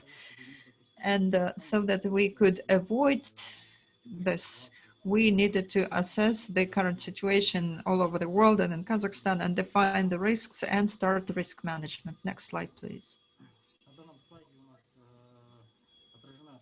At this slide, you see that information about the situation at that time in the world. That was as of the end of first quarter of 2020. So the whole world faced difficulties, logistics difficulties in railway, in sea transportation, in air transportation. There was a time increase, and the number of aviation flights, reduced number of sea ships also reduced, and the number of such transportation lines decreased. What this resulted in? So the delivery time increased up to 1 month. Before we could receive below 1 month, now we had to wait up to 2-3 months. And also all over the world, there was we could see that the factories are closing all over the world. Some factories, some plants could not continue working just because they didn't have enough raw materials. There was interruptions in the global supply chains, and that was the problem that arose during the pandemic. We currently see how countries depend on each other. And of course, our Kazminerals Group personnel value the safety of its personnel, and this is not related only to people who work in the field, but also in the office. And we managed to stop all the site visits that were not urgent, and we let people visit only those people who had this directly related to their contract implementation. And companies that committed violations, they were disciplined. They could use the force majeure clause, and that's why there was no adverse effect on the suppliers. Next slide, please. As for the situation in Kazakhstan, I will not talk about it in details because you all know that we had difficulties with logistics. Even the movement within Kazakhstan was difficult, and the supply of food products, medical, pharmaceuticals, there were some difficulties. There was deficit. For example, 3M company that that is working on production of individual protective means. So protective equipment, they had to produce and deliver only to the American market. So the whole world had to face the deficit. And there were also difficulties of the access of foreign personnel to Kazakhstan. They were prohibited of entering Kazakhstan. And we could see the rise in costs of services, and there were risks of infection through suppliers and the risks of not implementing contractual obligations. Next slide, please. Well, as you see, we have analyzed the situation, and we have seen 9 red risk zones, and we started working on them. Logistics, stock management, services, strategic suppliers, warehouse management, food products, medicals and medical services provision, finance, personnel, communication management, and legal issues. Next slide, please. Speaking about logistics, as I said before, the whole world had difficulties with logistics, with ensuring seamless deliveries of products and services. And to minimize this risk, to manage this risk, our company has taken certain measures, such as a daily update of the information about borders, where we have products crossing borders. So we were following all the borders. What are the status? How the products can cross the customs checkpoints? Are there lockdown restrictions or not? So we were following that information about the border with every country that where we have to deliver our goods through. And also, they were internal deliveries, and our personnel were working with local suppliers, checking if there are delays and what are the issues. And all the fields, the deposits were actually warned that there will be longer time of delivery, so that when they order certain goods, that they could do this order in advance, because the logistics took longer than before. Next slide, please. Speaking about stock management, every company, every production company has a list of goods, and we call it strategic and critical goods. These are the goods that that makes it impossible to produce without. And that includes the products that are needed for maintenance and overhaul. And at the first stage, we have identified such products for every company in the Kazmineral group of companies, for every deposit. And we have identified the approximate delivery time periods of such products due to the pandemic restrictions. And we have identified what should be the insurance stock, what should be the quick stock. And such stock should be available for 3-6 months. That was that kind of insurance stock for us. Next slide, please.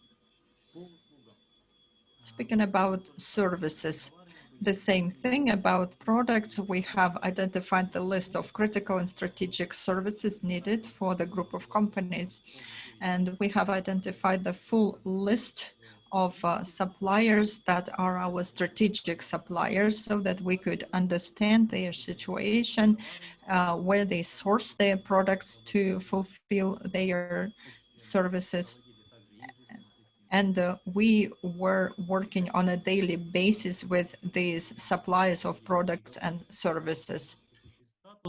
Если требовалась помощь там с нашей стороны, то, естественно, оказывалась поддержка. При необходимости. We of course rendered the support if needed, and we addressed the government bodies as well if support was required in providing movement, the movement of these contractors and suppliers of goods and services, so that they could supply their goods and services to us on time. Next slide, please. По стратегическим поставщикам. For the strategic suppliers, we've defined, it's not that we've defined, but we always had it, a list of strategic suppliers, large suppliers such as Borusan, Makina, who supply parts to us, Caterpillar, diesel fuel suppliers, large suppliers that take up a considerable share in procurement. And for each supplier, we did an analysis of their current situation, let's say. And not only with specific suppliers, but also with their subcontractors. Because as I mentioned before, many factories were closing because they didn't have enough raw materials. They had a deficit of raw materials. So we would talk to the actual supplier, and then further on would talk to the second and third link in the chain of these supplies to understand whether we have risks of, let's say, tires, large sized tires. We procured Michelin, and let's say if Michelin wasn't planning on closing, but for instance they would have a deficit of rubber, we would talk to Michelin and the rubber producers as well in order to understand what the risks were, in order to react fast and switch to another supplier of large-sized tires. Move on. Now, in terms of storage, warehousing, as we decided to provide an insurance supply to the time frame of 3 to 6 months, we did some work on determining our warehouse capabilities, and where needed, we would organize additional storage facilities or reach an agreement with suppliers that they would do the same. Additionally, we urged lean consumption across Kazminerals to minimize consumption of those products that are strategically and critically important for production facilities. Next slide. Now, foodstuffs. Supplying with foodstuffs. At first, as you remember, it was a bit of a panic when people started buying all the food from the stores just before the lockdown, just before the state of emergency. So a certain deficit has arisen of foodstuffs. We started analyzing the whole situation as well with our suppliers who provide catering and food services to our employees. We started cooperating with them, did so on a daily basis, so that if they have a certain deficit of foodstuffs, that we would be able to promptly respond. Next slide. For medical services and provision with medicines, it's a similar situation. We talk to the company that provides medical services to us on a daily basis. We would check to see if they were still able to cover our needs for our medical products and the needed equipment, as well as organizing quarantine areas. If some of the employees were to have symptoms of the disease, they were supposed to help us organize a quarantine zone. It's pretty much the same as with the foodstuffs. Next slide. Now, finance. In the coronavirus circumstances, a situation has arisen where we had to build reserve, and that, of course, has impacted finance in the company. So on a running basis, together with the financial service, we were working on considering raising the expenses of the company, and the additional expenses all had to be coordinated with the finance department of Kazminerals Group in order for the finance department to be ready that expenses could increase for the short term. And legal issues, as you know, the subsoil users of the Republic of Kazakhstan carry out their procurement according to the confirmed regulations of procurement of goods and services. So we have government regulation of procurement activity.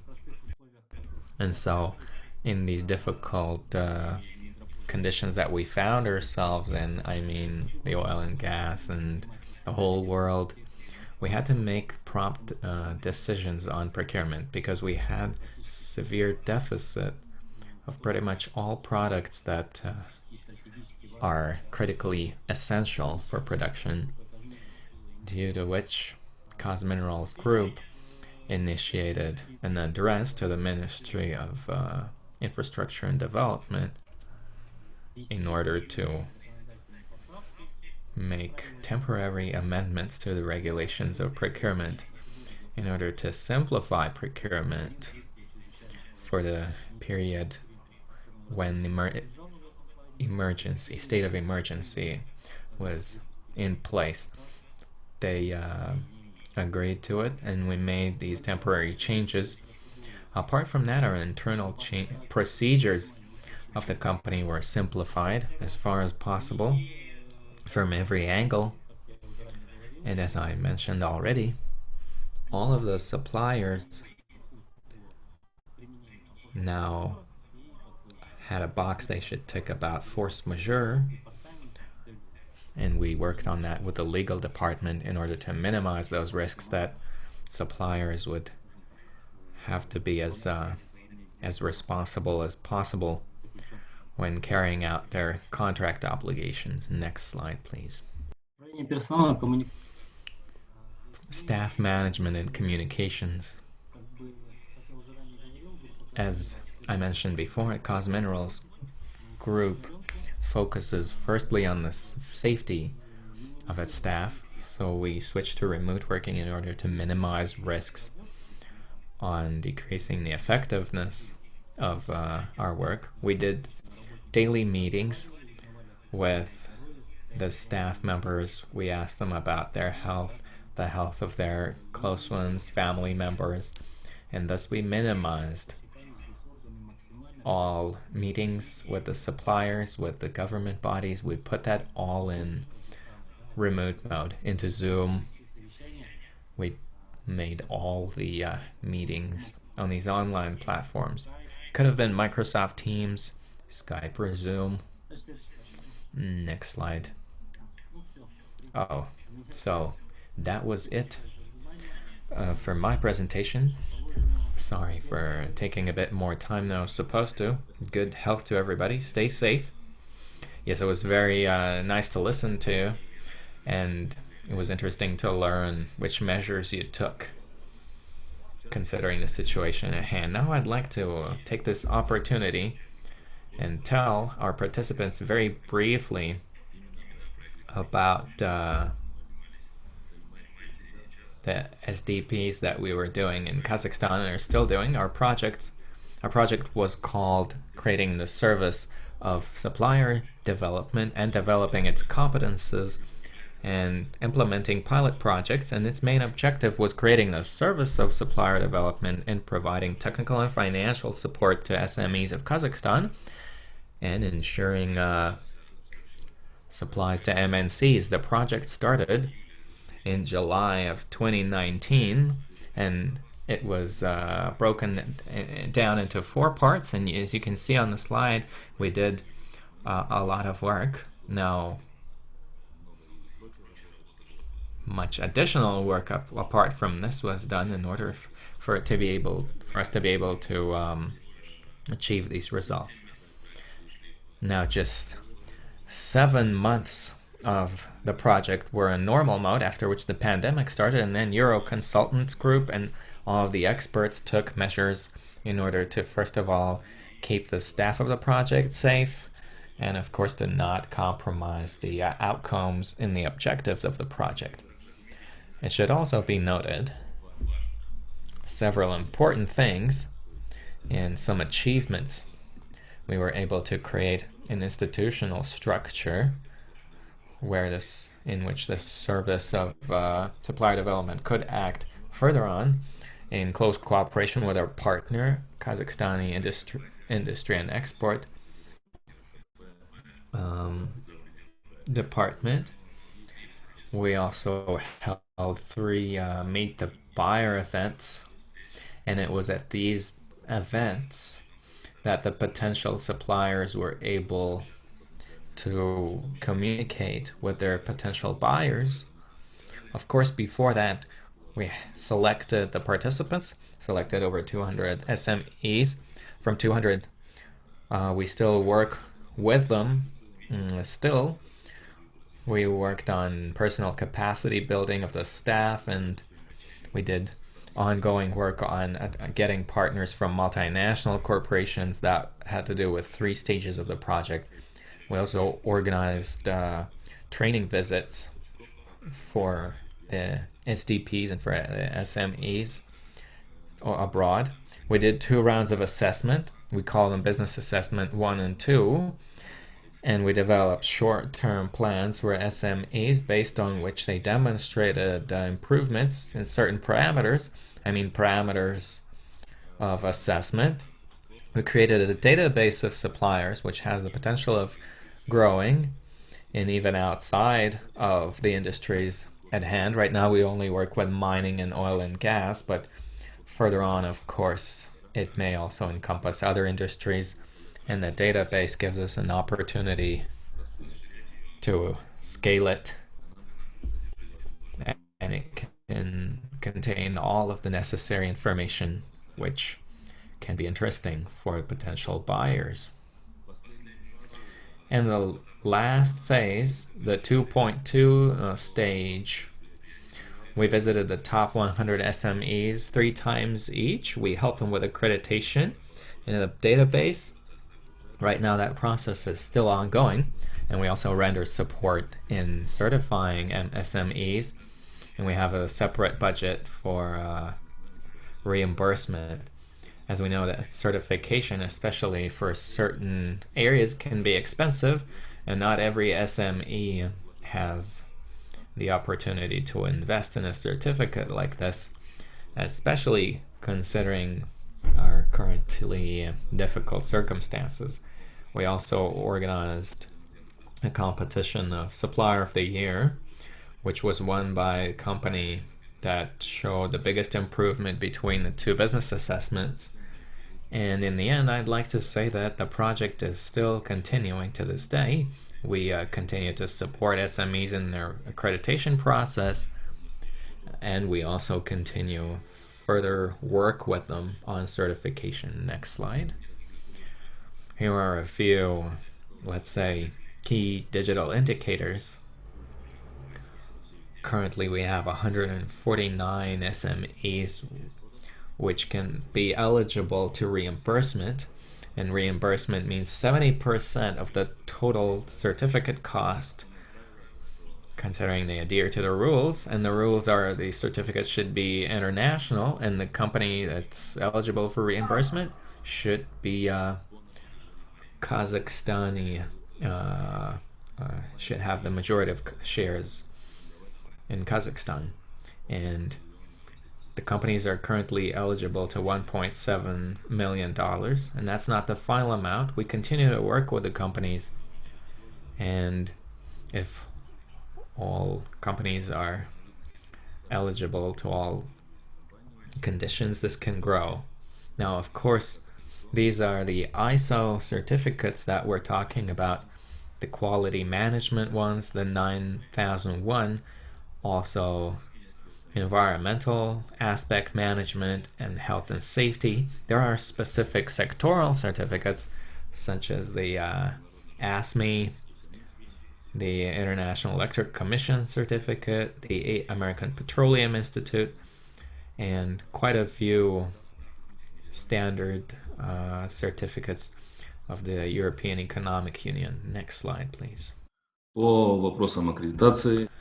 In terms of accreditation, we already can state now that 39 SMEs have finished 66 processes of accreditation, meaning that one SME can do their accreditation with multiple MNCs, and we have 43 SMEs which are currently in the process of 86 accreditation processes. As I said, this work is ongoing, and we are making every effort in order to speed up the process. Now, Sam, I'd like to ask you to run the video. Dear participants, we'd just like to show you a few of our memorable moments from our project in this brief video. Thank you.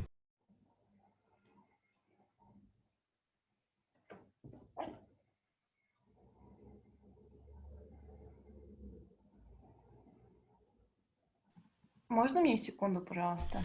I just need a second.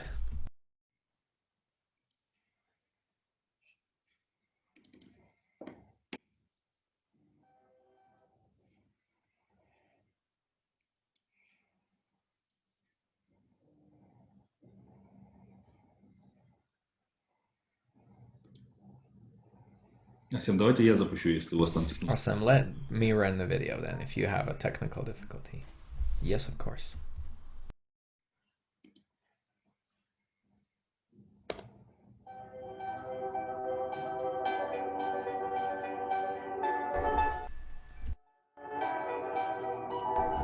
The history of the supplier development project in Kazakhstan.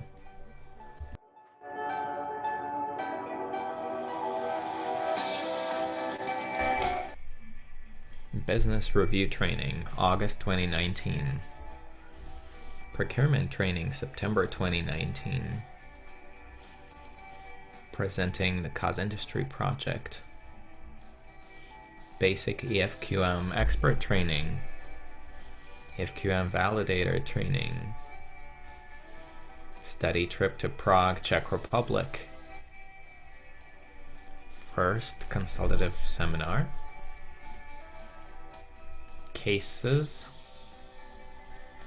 Quality management training. Project management training.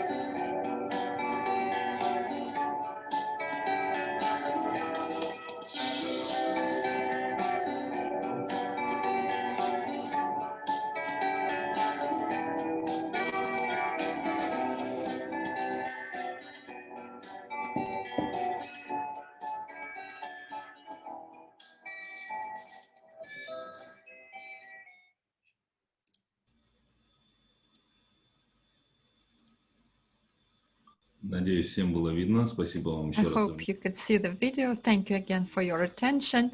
And now I would like to invite the winner of our nomination, Supplier of the Year, Antarium Group, Yerlan Atajan, General Director. Thank you, Georgi. Good afternoon, everyone. I hope everyone can hear me well. Well, this program was very useful to us. And I'm not talking just about our company, but talk in general about the companies participating in the project. These are SMEs that have the customers from the biggest two sectors of Kazakhstan. These are the oil and gas sector and mining sector. And talking about the today discussion, I would like to give you information not just about our company, but such companies as ours and how this program affected us, what we have realized, how the pandemic affected us. And actually there are opportunities everywhere. Well, let me give you some information about our company. First, Antarium Group is a construction installation company, and we are the general contractors in oil and gas and mining projects. And we have many producers and suppliers of equipment, and we work with all of them. We've been working in the oil and gas sector, and we've been working in mining sector. We try to diversify our jobs, and we build houses so that we can expand our business. What was the major useful thing from the benefit of participating in supply development program? We have improved the quality of our management. Of course, we had the understanding that we need to develop our human capital.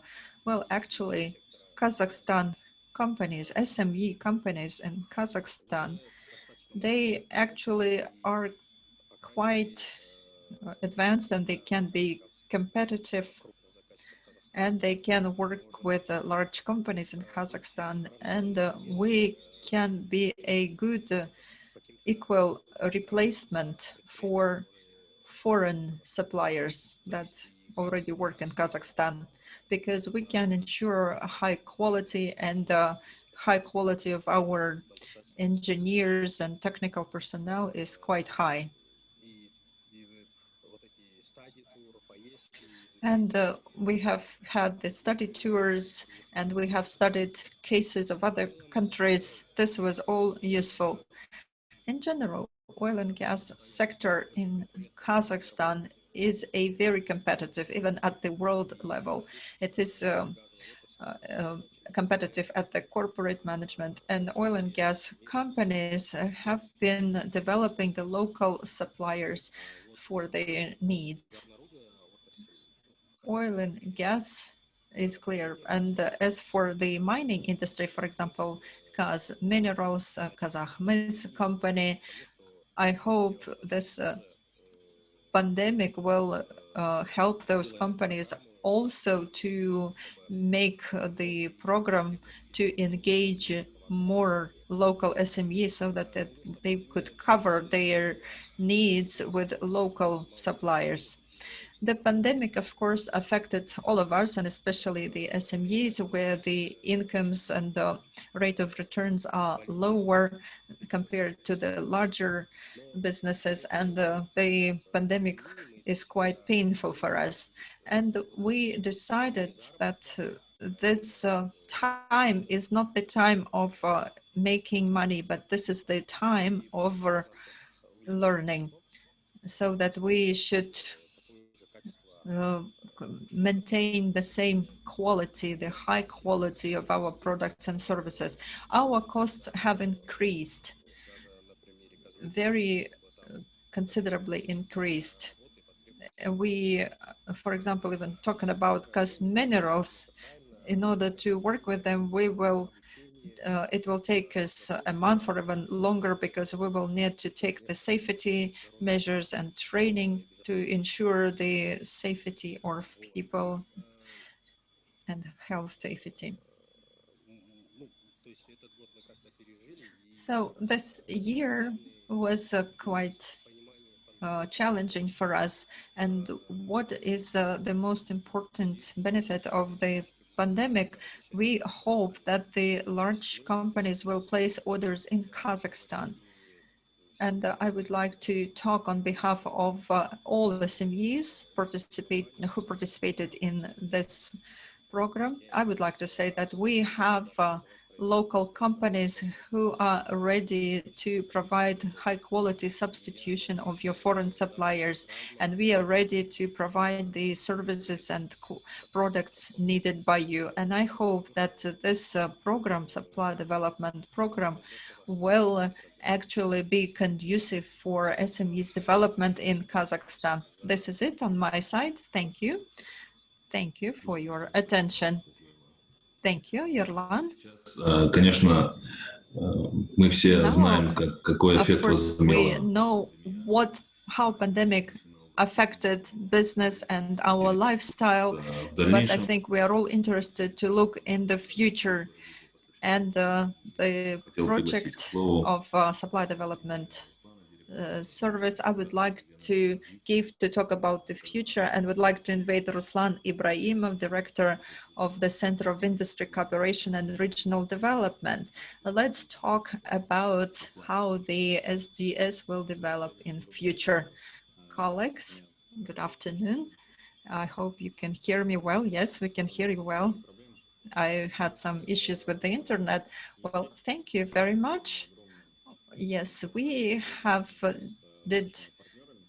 done a huge work together with our partners, including Euro Consultants company.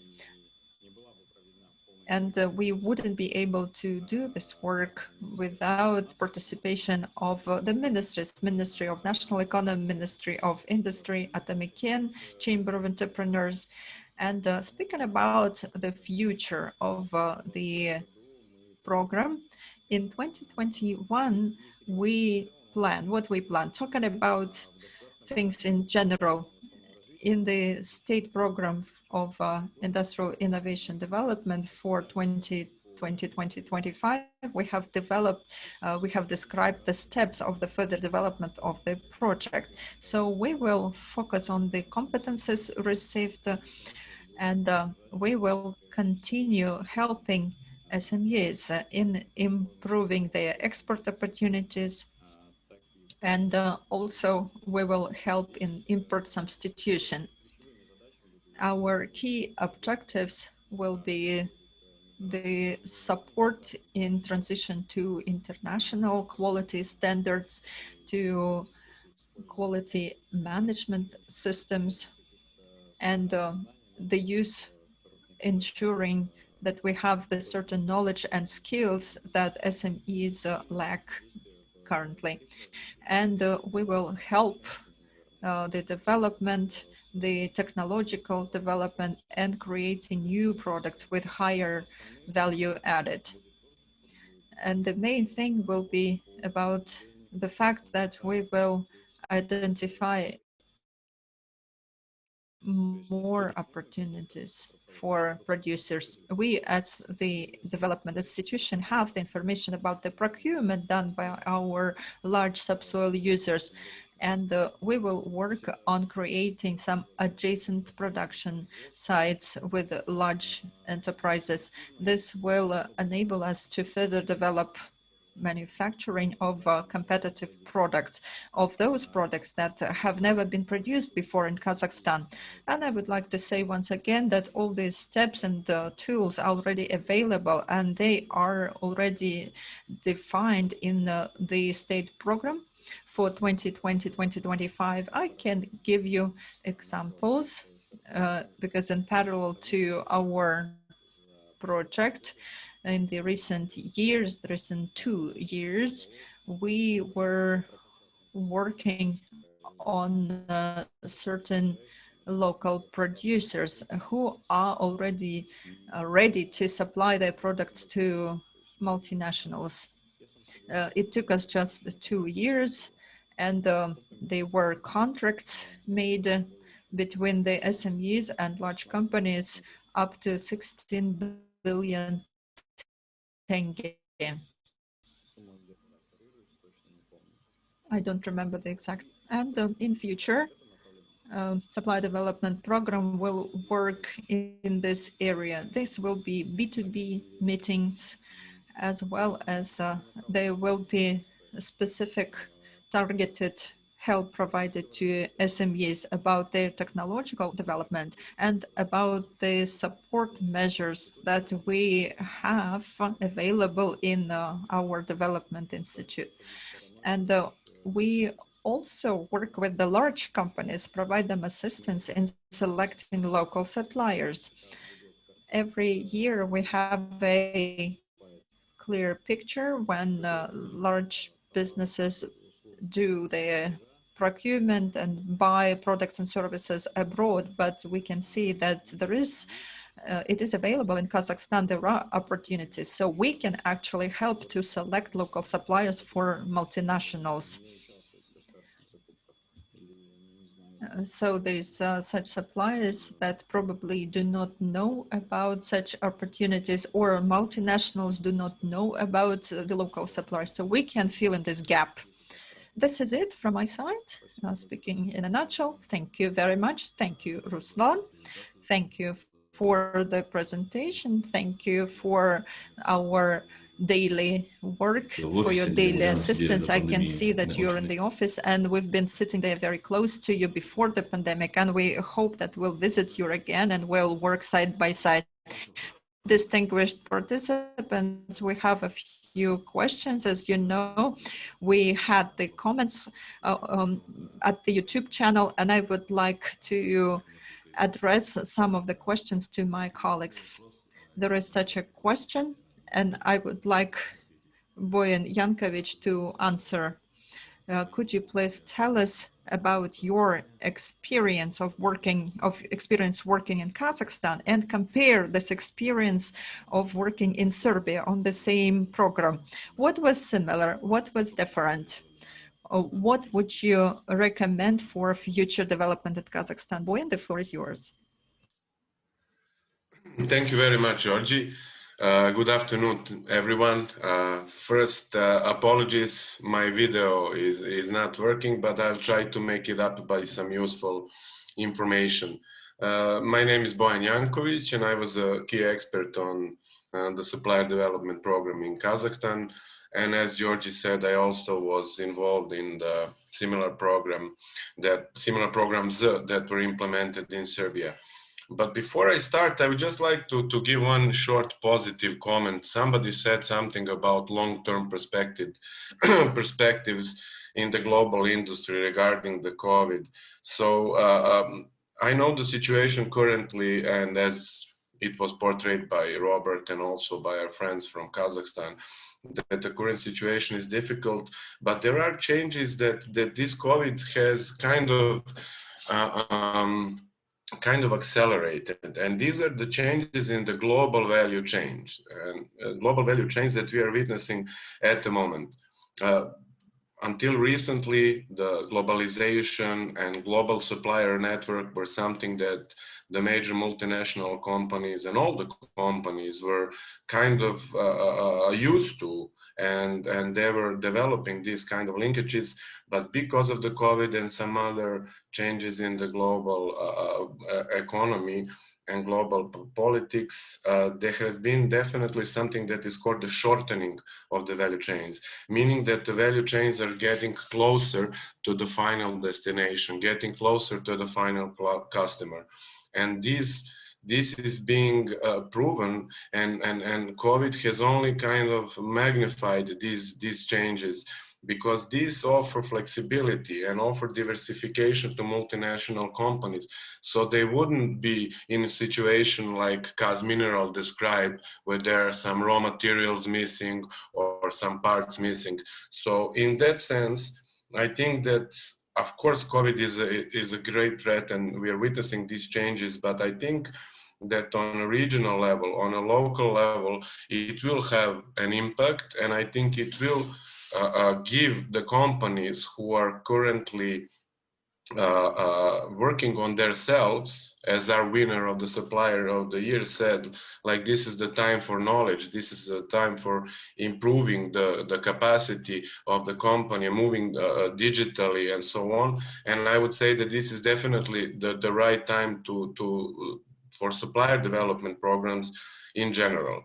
And now, regarding the programs and differences between Serbia and Kazakhstan, I can say that in Serbia, the first project was in 2006 and 2007, and we have seen very similar kind of problems and issues that the Kazakh companies are facing. So let's say 15 years ago, we had the same kind of issues, but looking back at it now, and especially visiting some of these companies during the first study tour with our Kazakh SMEs, we could have seen how big of an improvement in majority of these companies has been demonstrated. And a lot of it is not related only to investments in technology and equipment, but investments in processes, in management capacity, and in marketing and sales in general. So I would say that Kazakh companies, some of them are very well advanced into digital age. They are also very well of these production improvement methods such as Kaizen, 5S, Lean, Six Sigma. In some of the companies in Kazakhstan, we really saw these methods being implemented. However, I do have a feeling that it is limited to a certain number of companies, and that the outreach and the improvement in terms of numbers can be surely bigger. And I hope that this program has influenced it at least to a level. Thank you. Спасибо, Боян, спасибо за содержательный ответ. Thank you, Boy, and thank you for the substantial answer. We have one more question. The question is about the following. What are the major difficulties for suppliers in accreditation with the multinational corporations at the initial stage? I will request Dilara Baykanova to answer this question. Dilara, please, the floor is yours. Good afternoon, everyone. Thank you very much for a very interesting conference.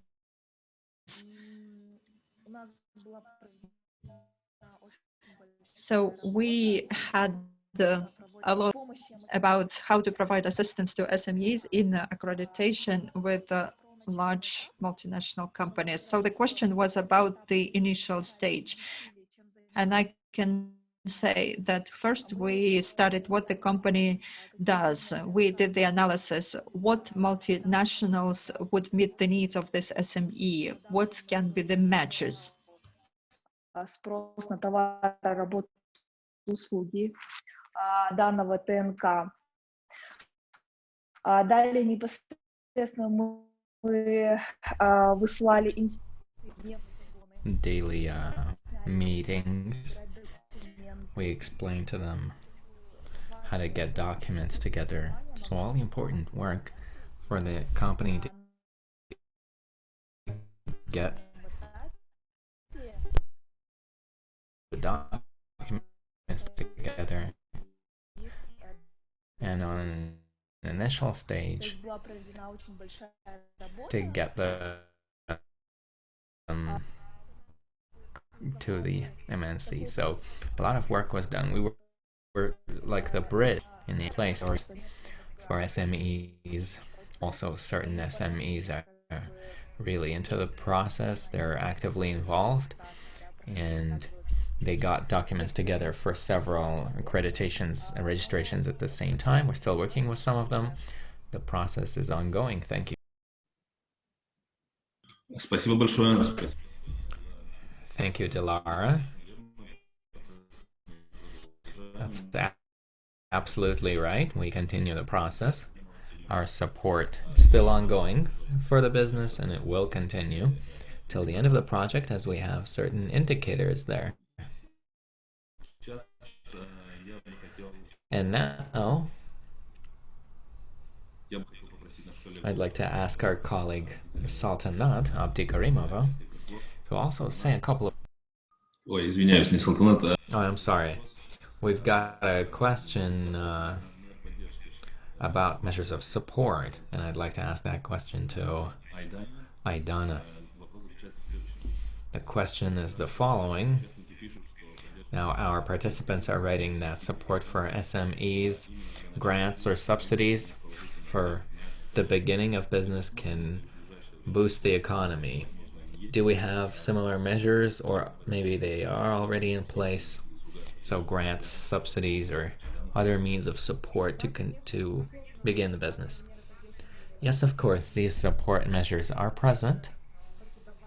And I'd also like to mention that in the conditions of the pandemic, the government understands that people are left with no income and are increasing subsidies, increasing micro financing. When we taught the population the basics of entrepreneurship, not everybody would have enough money, and now they're making a very small interest rate in growing the number of grants. So the measures of support were there, and they continue, and they even grow considering the situation in the country. Спасибо большое. Спасибо. Thank you very much for your answer. Another question that I'd like to address to Nenad Bojanic. Nenad, the question is, what does increasing competitiveness do in SMEs for the economy in general? What did this do for Serbia, and what can we expect in Kazakhstan, Nenad? Hello, good afternoon to everyone, and good morning to Tatiana. Thank you everyone for participating in the conference. I think it is important to share the experience and the best cases actually that happened, and of course what we have done and what we will do within the supply development project in Kazakhstan. Definitely one of the benefits what we provided to the SMEs was business reviews with one main ideas to actually show them how to work more efficiently and how to work with more profit at the end, because that is what is turning and running all the businesses, especially small and medium-sized businesses, and how this will help them actually to become or to be a better supplier to the multinational companies, and how to cross from tier 3 or 2 to the tier 1 and to be direct supplier to the multinational companies. The moment, for example, we started that in Serbia, not so many companies didn't know why and how to do this and how to increase effectiveness in addition to increase the profit. And the business reviews and EFCAM was a very good starting point. I think that the same will happen to Kazakhstan small and medium-sized companies. And most of the companies now, 15 years after we started, for example, the first project in Serbia, are export-oriented. That was the best and the greatest benefit that the Serbian SMEs actually achieved by starting with a supplier development project. Of course, there is a big difference between two projects, because the Serbian was more oriented to increase the foreign direct investment. But I think that we also have a very great stand and very great moment to accelerate the FDIs also in Kazakhstan by supplier development project that we started there. And definitely there is a great pace and there is a great moment in Kazakhstan. First of all, I have to say that Kazakhstan is the world champion by number of SMEs that participated in the very first supplier development program. So even though after 4 supplier development projects in Serbia, we cannot still say that we had more than 200 SMEs participating. So the number and the recruitment of the companies in Kazakhstan, I think it was a great achievement, also thanks to the great support from Kaz Industry and the Tamekian. And if we have in mind that we passed all those stages of the project and where we are now with supporting the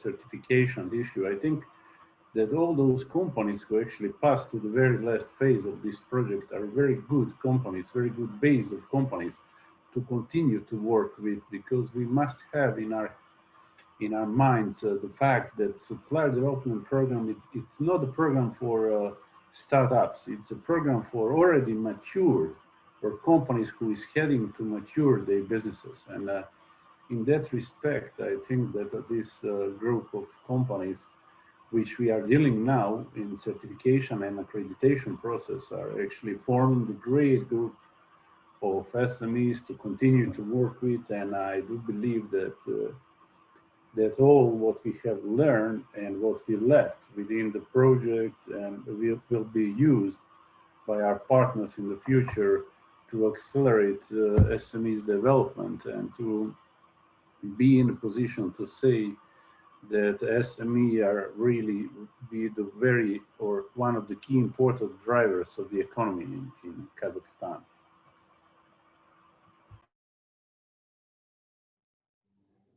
Спасибо, Nenad. Спасибо большое за... Thank you, Nenad. Thank you for your answer. Dear participants, I'm thinking that our conference is drawing to a close slowly. I was told that Tatiana's technical difficulty was corrected. Tatiana, I suggest you say a couple of words, and that's before we finish the conference.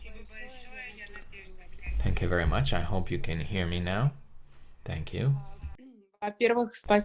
Well, first of all, words of gratitude for the opportunity to participate in this conference. I learned a lot, and I don't regret devoting this night to you. And as you know, I'm the head of the project of the World Bank that supports the program of supplier development. It's called the Program of Developing the Competitiveness of SMEs in Kazakhstan. And me personally, as the head of this project, believe that this SDP is the most tangible in order to achieve the main objective of our project, namely to assist SMEs in Kazakhstan to become as competitive as possible. And I personally, as an operations person, for me it's important to materially see what can be achieved with our joint effort. And if we're able to assist the SMEs in getting accreditation, which in turn will help the SMEs not only within Kazakhstan, but also to go into the international market, maybe in the EU, and even beyond that, and to conquer new land. All of that will just help them increase their competitiveness further, and will of course help develop the economy in general. And so, me personally, I'm very happy to see and hear you in spite of the difficult circumstances that we found ourselves in. Happy to see this progress in this program. And of course, I wanted to mention that as we've already been shown all the stages of the program, the most important stage was supposed to take place during the period of the pandemic. And this just shows the resilience and the adaptability and the ability to survive in various circumstances, even not so favorable ones. That just goes to show the sustainability and resilience of the SME. So once again, words of gratitude from me and my colleagues who are here as well. This is Galhar Spanova, my co-project head, and Aset Bijan, our private sector development specialist, and our partners from the Ministry of National Economy, Iskander Aliyev, namely, who's in charge of a project implementation group. We are quite excited by what we've seen and heard, and are prepared to render comprehensive support further in order to, in spite of all the barriers and all the circumstances, to finish the third stage, the most important stage, the final stage of the supplier development program under the Increasing Competitiveness Project of SMEs. Thank you very much. Thank you, Tatiana. Thank you for your speech. And to finalize, I'd like to ask Mr. Nikos to say a few finishing words, and at that, our conference will be drawn to a close. And I'd like to thank our speakers and participants. Thank you very much. And wishing the best to everyone. Nikos, please. Georgi, colleagues, thank you all very much for your participation and all your comments, and of course the audience for staying with us for the past 2.5 hours. So I would like to briefly summarize the key insights from this conference. I think it became evident that, first of all, SDS program was something that was needed for the country, needed for the economy, and I think it was already evident from the findings that both SMEs as well as multinational companies very much benefited from the activities. We think that the development of supply development program and as a continuity that the gas industry will undertake further is very significant. Of course, we're obliged to work under difficult conditions, meaning the COVID pandemic, but of course, we realized that this could also become an opportunity for SMEs to look further into their strategic priorities and to try to become more competitive in terms of upgrading skills, upgrading partnerships, resources, and so forth. It is important that the state in Kazakhstan has already put in place several measures to support the economy, to the employees, and to minimize the effects of the pandemic. We have realized through a series of presentations today that COVID can act as an opportunity to enable local SMEs to become integrated in global value chains, to upgrade their standards, to upgrade their personnel and their knowledge management systems. So we consider that innovation can act as a catalyst for supporting the integration of SMEs in these chains. With regards to project implementation, we think that the impact of COVID in our operations was, I would say, minimal, because we managed to absorb much of the pressure by organizing very successful and very efficient activities such as the meet the buyer events and individual meetings in which SMEs had the opportunity to inform large buyers about their portfolio and their capacities. I think it was quite important that the presentation by Kaz Minerals also showcased how large and smaller companies can undertake measures to manage their risk for the personnel, for the operations, and for their financial status.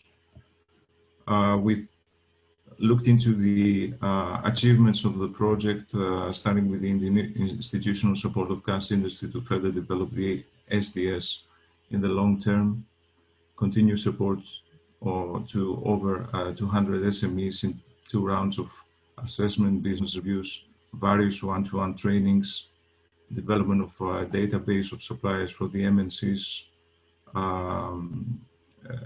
transferring the international knowledge and experience from Serbia, Czech Republic, and other places to Kazakhstan, upgrading the connection with multinational companies and making transparent to MNCs what the capacities of SMEs are. Not to say the least, of course, the support towards the accreditation of SMEs and the financial incentive of providing 70% reimbursement for SMEs for their international certification course. We were very much pleased to hear the positive feedback of Antarium Group concerning working with the project and the insights they provide for the future. Gas industry comments concerning their continued support to SDS with a view to upgrading the status of SMEs internationally and providing more opportunities for them to develop added value programs. And of course, the key insights from key experts concerning how this situation can now actually accelerate changes in global value chains and actually force companies to increase competitiveness and invest in upgrading capacities, process, and personnel. And of course, we very much appreciate the comments and the feedback from World Bank, and of course the support for the implementation of the SME competitiveness project. We indeed feel that this has been an example and a showcase of how SMEs working in Kazakhstan, as well as supporting organizations such as Euroconsultants, who has been developing this project over the past 2 years, can be resilient, can be adaptive, and provide value-added services. So with that, I would like to thank you all again for your participation, and wish you a nice afternoon.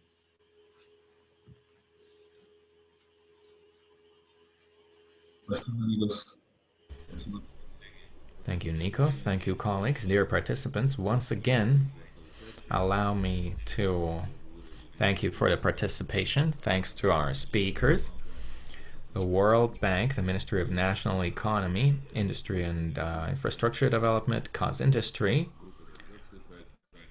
the Implementation Group. Thank you all once again. At that, our conference is drawn to a close. I wish you great success and all the best. Thank you very much. Спасибо. All the best to everyone. Коллеги, всего хорошего. Спасибо. Спасибо. До свидания.